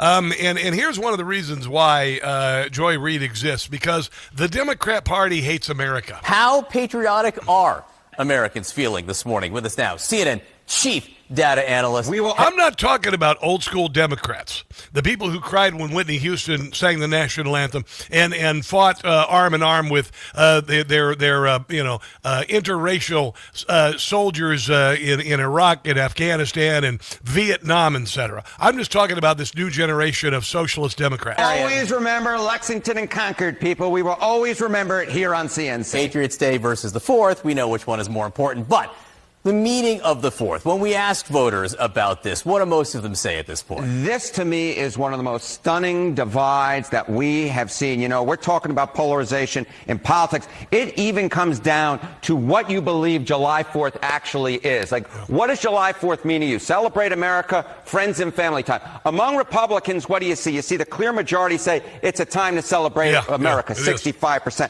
Among Democrats, however, the plurality disagree. Look at that. What do you see? Friends and family time at 42% versus just 24% who say that what it means most of them is to celebrate America. So even because they hate America. That's basically it. And here is just one more soundbite before we go to the break here. This is Bill Maher and how the Democrat Party uses patriotism. Every election year, Democrats seem to remember patriotism for about an hour at their convention when they're trying to win back swing voters. Yeah. The whole message of Kamala's speech in 2024 was take back the flag. That's why she talked about America like a pageant contestant. Listen. The greatest privilege on earth. The privilege and pride of being an American. Yes. Hard to believe she lost, huh? I know.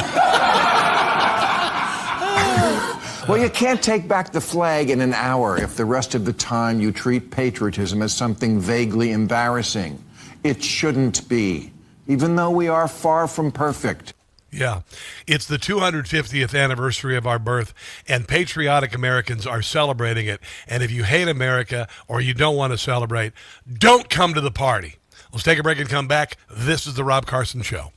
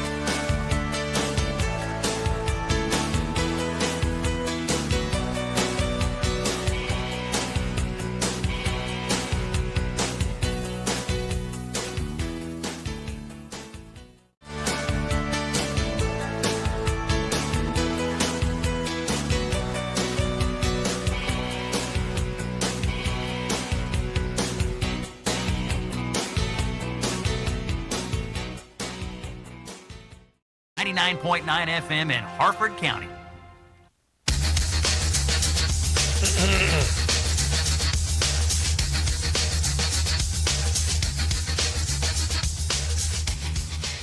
The media and our friends in the Democrat Party kept saying we needed new legislation. We must have legislation to secure the border.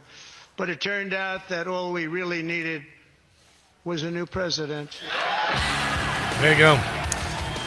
A lot of primaries happening around the country, including Maryland. My friend Nino Mangione is running for Baltimore County Council. He's a hell of a guy, by the way.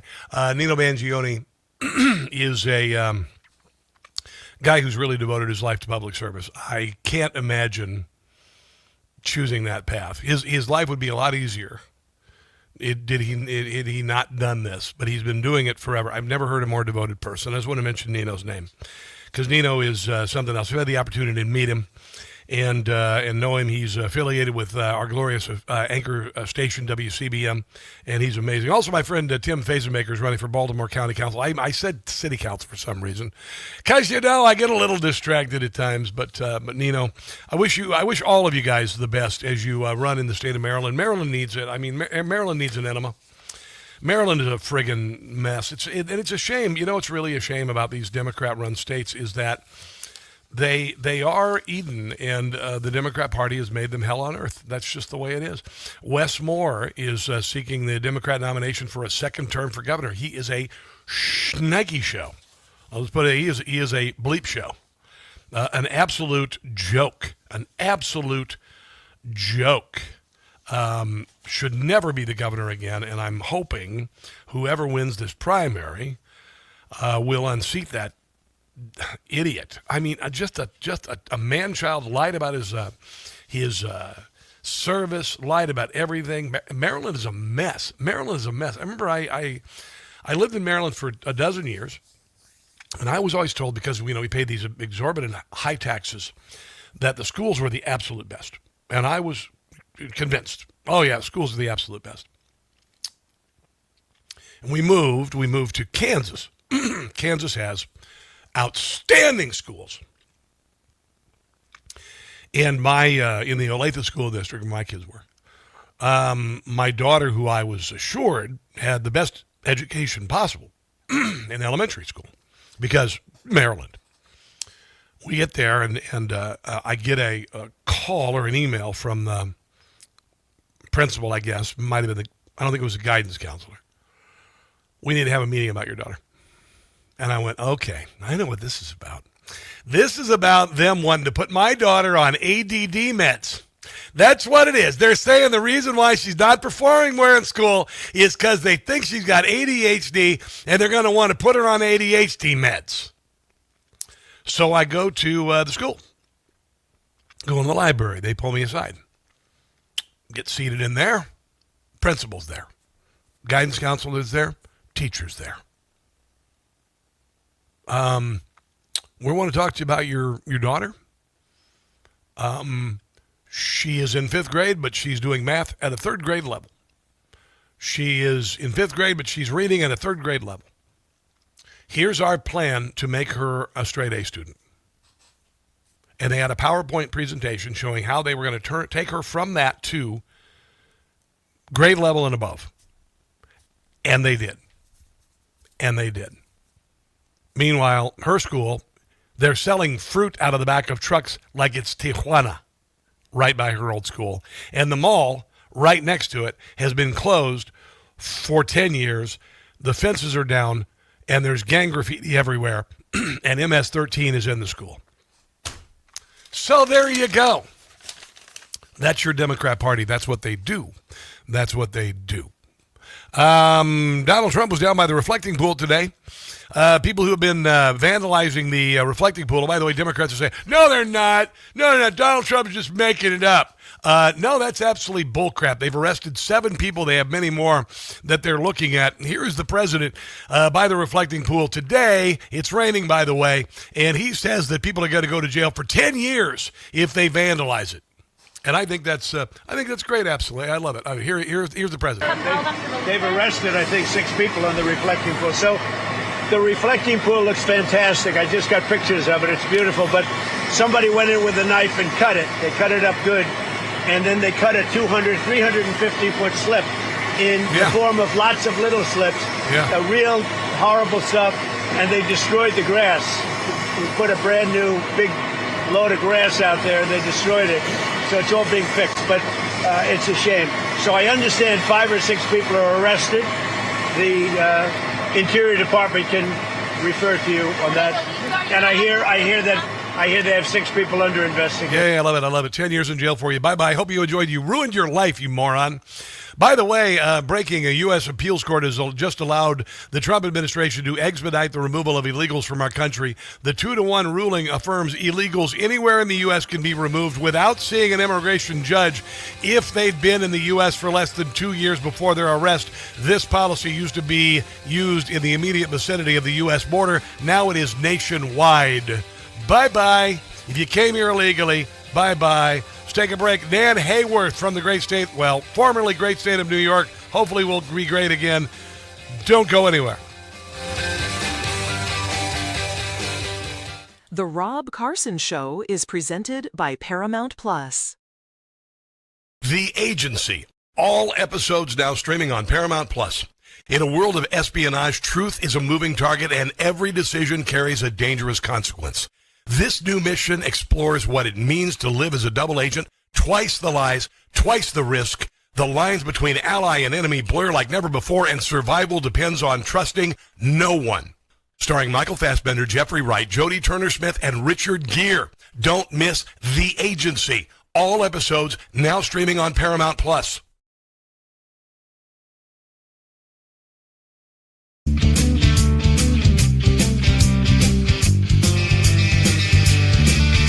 Street protesters, we've had our fill, but Randy Fine has a bill, says move them on over,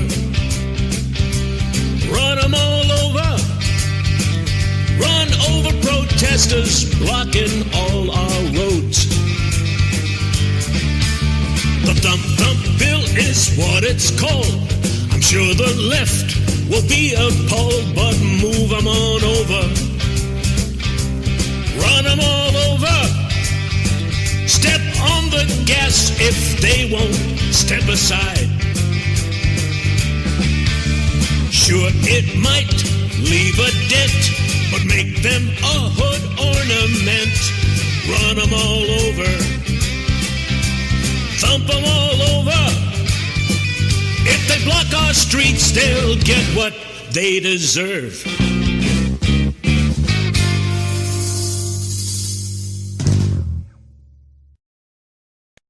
Hey guys, it's Rob Carson for Ghost Bed. I love my Ghost Bed. Do you really want another summer like last summer, barely sleeping because you were too hot all night? People blame summer heat for bad sleep when it really may be their mattress trapping heat. And if you're already sleep hot, summer only makes it worse. That's exactly why I switched to Ghost Bed. Ghost Bed keeps you cool all night. No waking up sweaty, tossing and turning, or throwing the covers off at 2 a.m. Cooling tech is built into every mattress. It's not some expensive upgrade you have to pay extra for. Hot sleepers are some of Ghost Bed's happiest customers. Read the reviews. Incredible support. Less stiffness, deeper sleep, more rested mornings. Ghost Bed gives you 101 nights to try it at home. You can sleep on it all summer long and feel the difference yourself. How many more summers are you going to waste on bad sleep? Ghost Bed is offering my audience an extra 10% off. With financing, some Ghost Beds come out to around $1 a day. Go to ghostbed.com/Carson. Use the promo code Carson. That's ghostbed.com/Carson. Promo code Carson.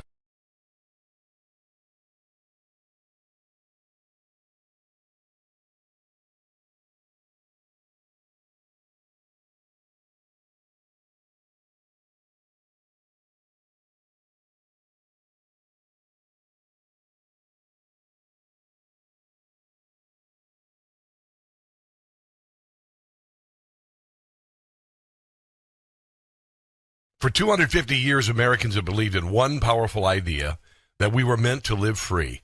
Free to work hard, free to move, free to enjoy life without being held back. But if everyday aches and pains are slowing you down, might be time to declare your independence from pain.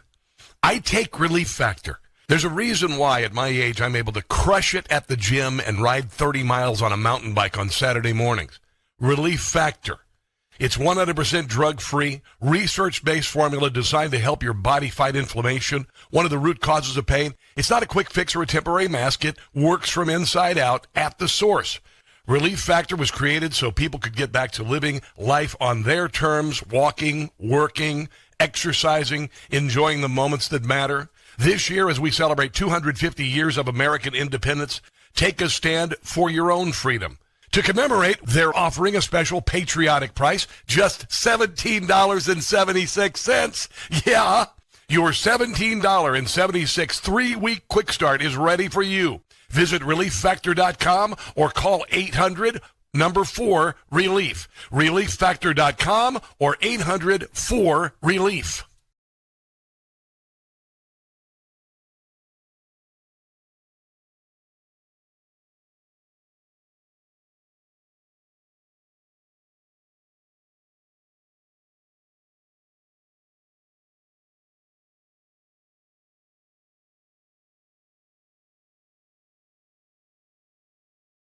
Now back to the Rob Carson Show, presented by Paramount Plus.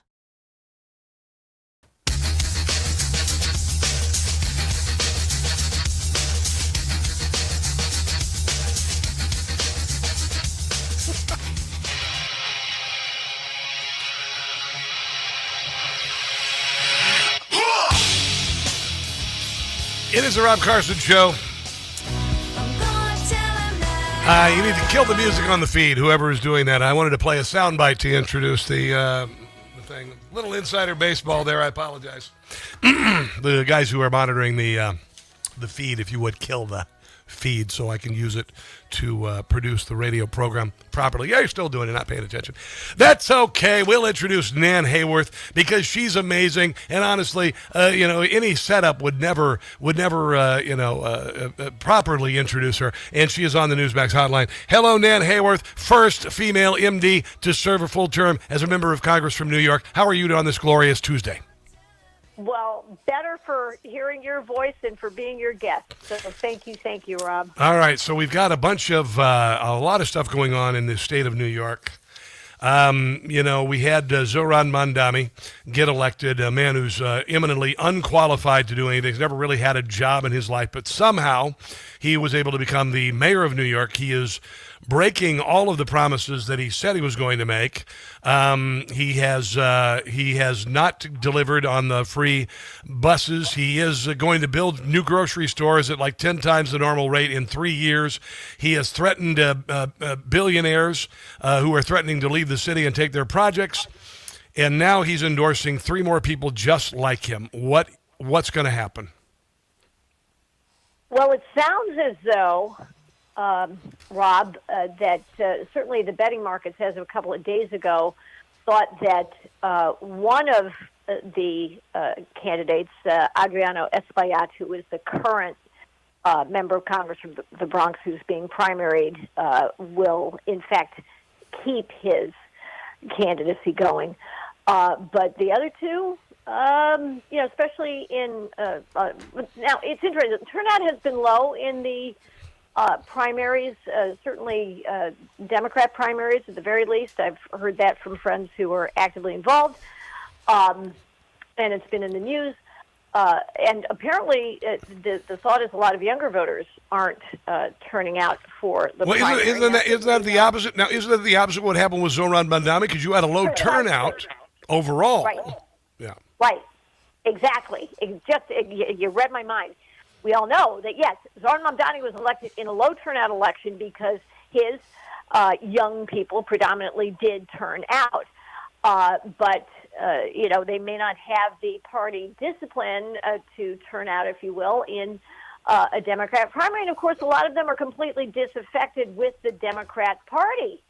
A lot of them probably aren't even registered as Democrats. Mm-hmm. So, there's also that aspect of it. But I think if I may offer you this thought, yes, Rob, and this is a brand new, fresh, just emerged from the oven thought. I love it. What we have happening in this country, and especially we see it vividly in New York City, is an ecological problem. Okay. if I may explain. Please, please, please. So these, especially young voters, although they're not exclusively young, those who are voting for socialists yes. do not recognize and do not appreciate that it is only in an ecosystem of prosperity, broadly based prosperity that has its origins in individual productivity, in manufacturing, in agriculture, in every industry that has been allowed to flourish historically in our United States with, compared to the rest of the world, at least to say, a relatively light hand of government hindering it. Yes. That's how we've all lived in that of course. Ecosystem. Of course we have. And these people who are emerging to vote for socialism and communism are voting to destroy that ecosystem, and they don't know what they're doing, and they've never been taught to recognize or appreciate the ecosystem that they're destroying. So well, and the reason being, Nan, is finish your thought. You said you'll be disappointed. I apologize. Go ahead. They're introducing this insidious poison that may not kill the ecosystem in one generation, but surely will, in the next. Well, here's what's also happening. You are also electing children to office who have no life experience whatsoever. You're giving the keys. You're giving the keys to the first grader in the front row of the bus to drive the kids home. That's the case with Zoran Mandami. Then you've got people, for instance, like Graham Plattner, no life experience. He was trust fund kid. Dad bought him a house. Went to private school. Served in the military. Became an oyster farmer, which is not even regarded as a career in Maine, by the way. Made $5,000 that he sold to his mom. You got James Allarica, who shares a checking account with his mother at 37 years old, has never really had a job. He's a DEI consultant. You've got the mayor of Seattle, who still gets $10,000 a year from her parents. She only just moved out into her own apartment. I mean, and you know what? But that said, Rob, we also do understand that in the current generation of young people, Gen Z and now the alphas that are emerging, and a lot of millennials too, they are still living with their parents. They're still very much on the parental dime, and that is driving a lot of the socialist talk, obviously. Yeah. And again, they have not learned the nuts and bolts of what makes for prosperity. They've been indoctrinated in the assumption that socialism is actually better for everyone, that you can confiscate your way to prosperity. Nobody has necessarily told them otherwise. And they are facing a job market that is not built to absorb millions of young people with useless college degrees and tons of debt. Yeah, and also I might mention that places like New York City have become unaffordable because of Democrat policies. And rather than saying, how about this? Homes are unaffordable. How about if we were able to keep some of the 60% that we pay in local, state, and federal taxes? Homes would be affordable. But instead, they'd rather take more money from other people and give you a free crap hole, and you're going to be satisfied with it. Yes, and of course, what are Democrats boosted by the still hegemonic left in terms of culture and media and institutions, even though obviously much has been done to advance the cause of liberty despite these obstacles and headwinds. But, they don't have any idea that what the Democrats are promising them in terms of affordability won't actually make anything more affordable. And the Democrats have managed in this hegemonic environment to hijack the word affordability for themselves. And, of course, their idea of affordability is that we will subsidize select groups. Now, right, the select groups keep getting bigger, and the base of taxpayers who are funding it all is getting smaller. Yeah, and it's going to not end well. And we've seen it in Los Angeles. We are seeing it in Seattle. We're seeing it in Minneapolis, where the downtown. I used to live there. 45% of the offices are empty. Same goes with Seattle. It's a crap hole. On the way, Dan Goldman being accused as a genocide enabler. He's getting eaten alive by the left, which, as far as I'm concerned, great, because he's a complete jackweed. We're going to cover more. Yeah, more with this on the other side of the break with Nan Hayworth. This is the Rob Carson Show.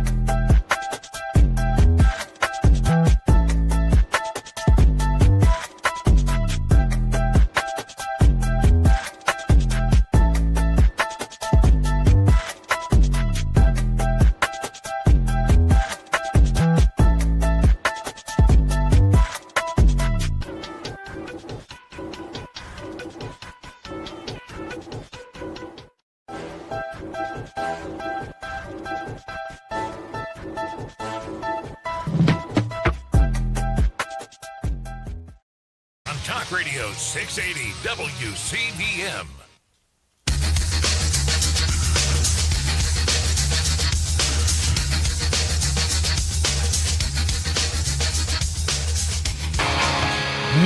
More Dan Hayworth coming up in one moment. Money is tight. Let's just face it. We spend a lot of money on taxes. We try to put money our way to retire, and every year we see that retirement disappearing into the distance. How about maybe you diversify? If you got an old 401k from a previous employer like I did, you might consider diversifying. One of the great places to diversify is with precious metals. Gold is pretty amazing. It was $1,200 10 years ago. It's $4,500 now. And right now, because it's the 250th anniversary of our country's birth, they're offering a free 1-ounce silver round commemorative for every $10,000 you purchase by July 10th. Purchase. Invest. You're investing in gold. You're going to sit on it. You're going to let it ride, baby. You're going to let it ride.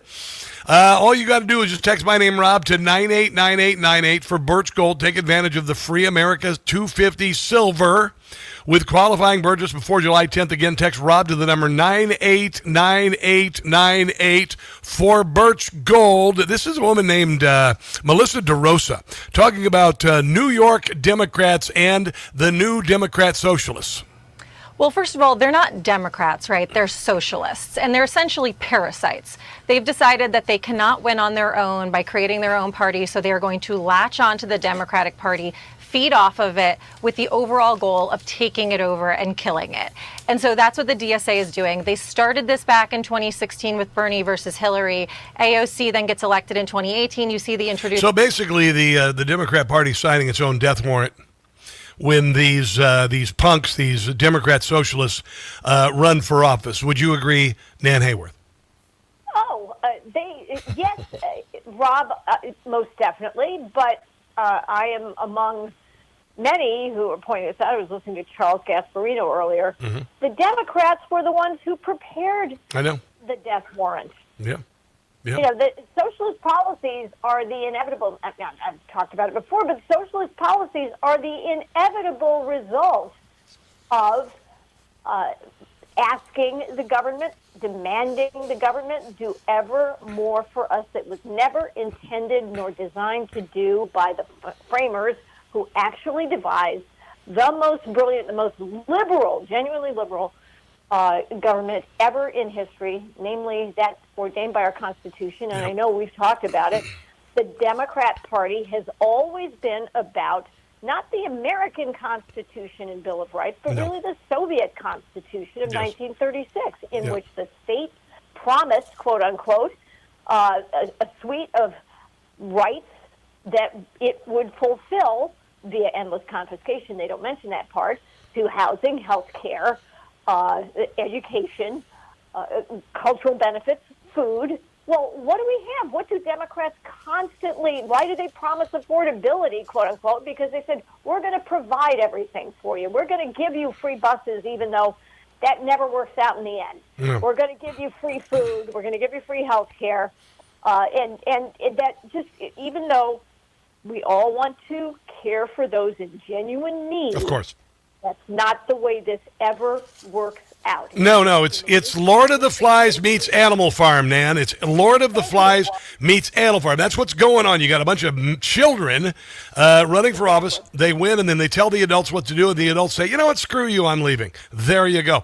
New York coffee shop went viral over the weekend after its owners publicly revealed they denied pro-Israel Representative Dan Goldman, who is an ass supreme, by the way. Pardon the language, but he is.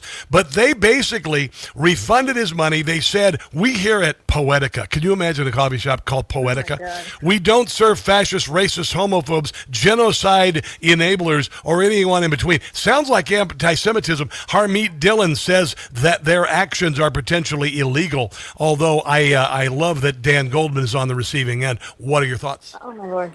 You know, Poetica, in a sense, is actually the perfect name for that coffee shop if you think about it, yes, Rob, because it's poetic justice. Yes. That Dan Goldman should be hoist on his own petard. Yes. Right? Because he is the one. He is the man. And Dan Goldman, and I know at least one person who knows him personally and is not a fan because he is the kind of self-aggrandizing demagogue who has used those very same terms in various ways, but against Republicans. And now he is getting they are, Chuck Schumer talked about it, and they're always projecting. Remember how I talked about reaping the whirlwind? Whirlwind when with the Supreme Court and was becoming more conservative and so on. Well, they are reaping it now because what they have unleashed, they cannot put back in the bottle. And I do feel sick. I'm married to a great American Jewish citizen who happens to be a lifelong Republican. Yep. I'm Lutheran, but we're not a mixed marriage because we're both Republicans. Yeah. But I am heartsick for my fellow citizens, for Jewish Americans who have been working as hard as they can to try to provide the warning to their fellow Jewish Americans who think that social justice is best served by confiscatory government represented by the Democrat Party. Yeah. And now they have this party, the wing that espouses only hatred has now found a target that it's had in its sights for a long time, because socialism, socialist policies, government confiscatory policies always are conducive to abuse by the envious, and anti-Zionism is anti-Semitism. Of course it is. Of course it is. Westernism is anti-Americanism. It is all about. Here's what we got, Marxism. and here's what it is, Nan. It is it's Democrat socialists. Remember the German Socialist Workers' Party? And now it's no longer anti-Semitic, it's anti-Zionist. Socialism and anti-Semitism, we all know how that ends. I don't think it's going to go far. I think these jackweeds in New York, this Valdez and Chevalier, may win and ain't going to fly nationally because we aren't going to be ruled by it. But I feel bad that New York has become such a bleep show. Well, I do for those of us who love New York and a nation that deserves a robust and healthy New York City. And let's pray we get it back. But here's the other irony. Real quick. For your viewers, real quick. Dan Goldman is probably going to be beaten by another Jewish New Yorker named Brad Lander, who apparently cannot figure out that the folks for whom he's shilling have no good intentions for him. I know. That's the self-loathing Jew, kind of like Bernie Sanders. Nan Hayworth, God bless you. Have a glorious day. Maybe we can get you on tomorrow or later in the week to talk about the results, okay? I would be honored. All right, let's take a break and come back. This is the Rob Carson Show.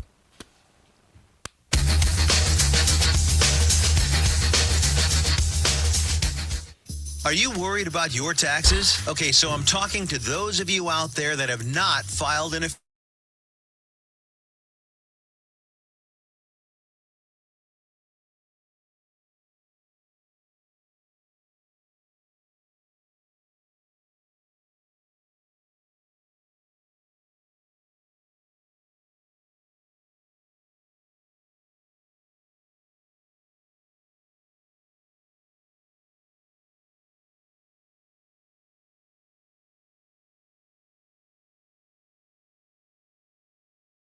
Remember, before the IRS... a text from somebody I have not spoken to in a while, and she's been very depressed, and it was nice to see she's happy again. I apologize for that. I got distracted.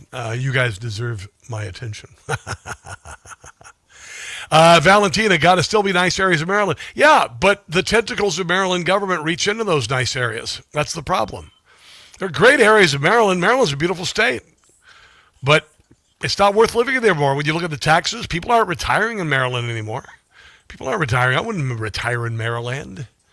Anyway, Rob, you sure can cover a lot. Thanks for another great show. Thank you, Wild Bill West. Yeah, I think we've had some really good monologues today. I think we had some really good talk today. It's been really good. Sometimes my mind goes a million miles an hour, and today I just kind of riffed on a bunch of things. I hope you don't mind. I did riff a lot today, but everything was I think obviously well informed. Let's try to keep it going. Here we go. Here we go.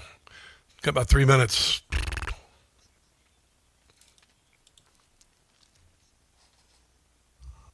You have 220 here.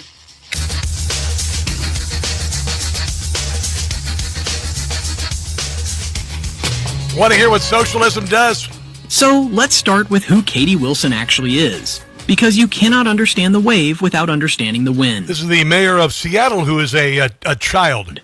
Katie Wilson defeated incumbent Mayor Bruce Harrell in the November 2025 election by just a few thousand votes. Yeah. She is a self-described democratic socialist, co-founder of the Transit Riders Union.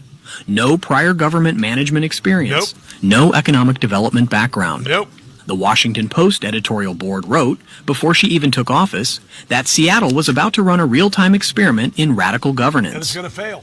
9 days after winning the election, Wilson walked outside a Starbucks and called on Seattleites to boycott the company. Yeah. Not a struggling startup. Nope. Not an out-of-state interloper. Nope. Starbucks, Seattle's most iconic company. I know. The one that put the city on the map. Yeah. She stood in front of striking baristas and said, loud and clear, I am not buying Starbucks, and you should not either. That was her first public act as mayor-elect. I know. Not a ribbon cutting. Nope. Not an economic development Nope. announcement. A boycott of the city's most iconic brand. And here's what happened next.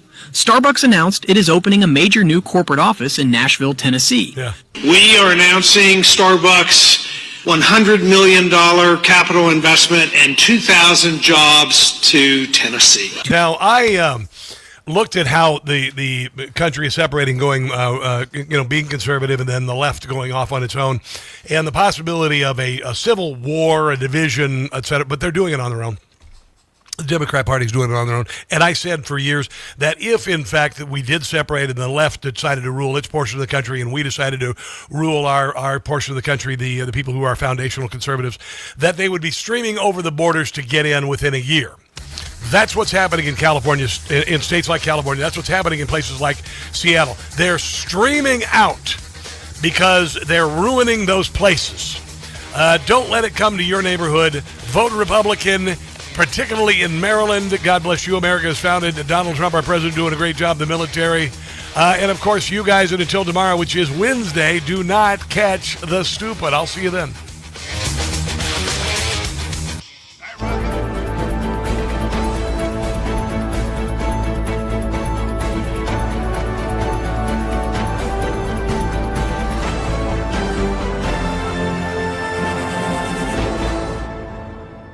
The Rob Carson Show is presented by Paramount Plus. The Agency. All episodes now streaming on Paramount Plus. In a world of espionage, truth is a moving target and every decision carries a dangerous consequence. This new mission explores what it means to live as a double agent, twice the lies, twice the risk. The lines between ally and enemy blur like never before, and survival depends on trusting no one. Starring Michael Fassbender, Jeffrey Wright, Jodie Turner-Smith, and Richard Gere. Don't miss The Agency. All episodes now streaming on Paramount Plus. Information. Truth. Is freedom. Is Newsmax. It's real news for real people.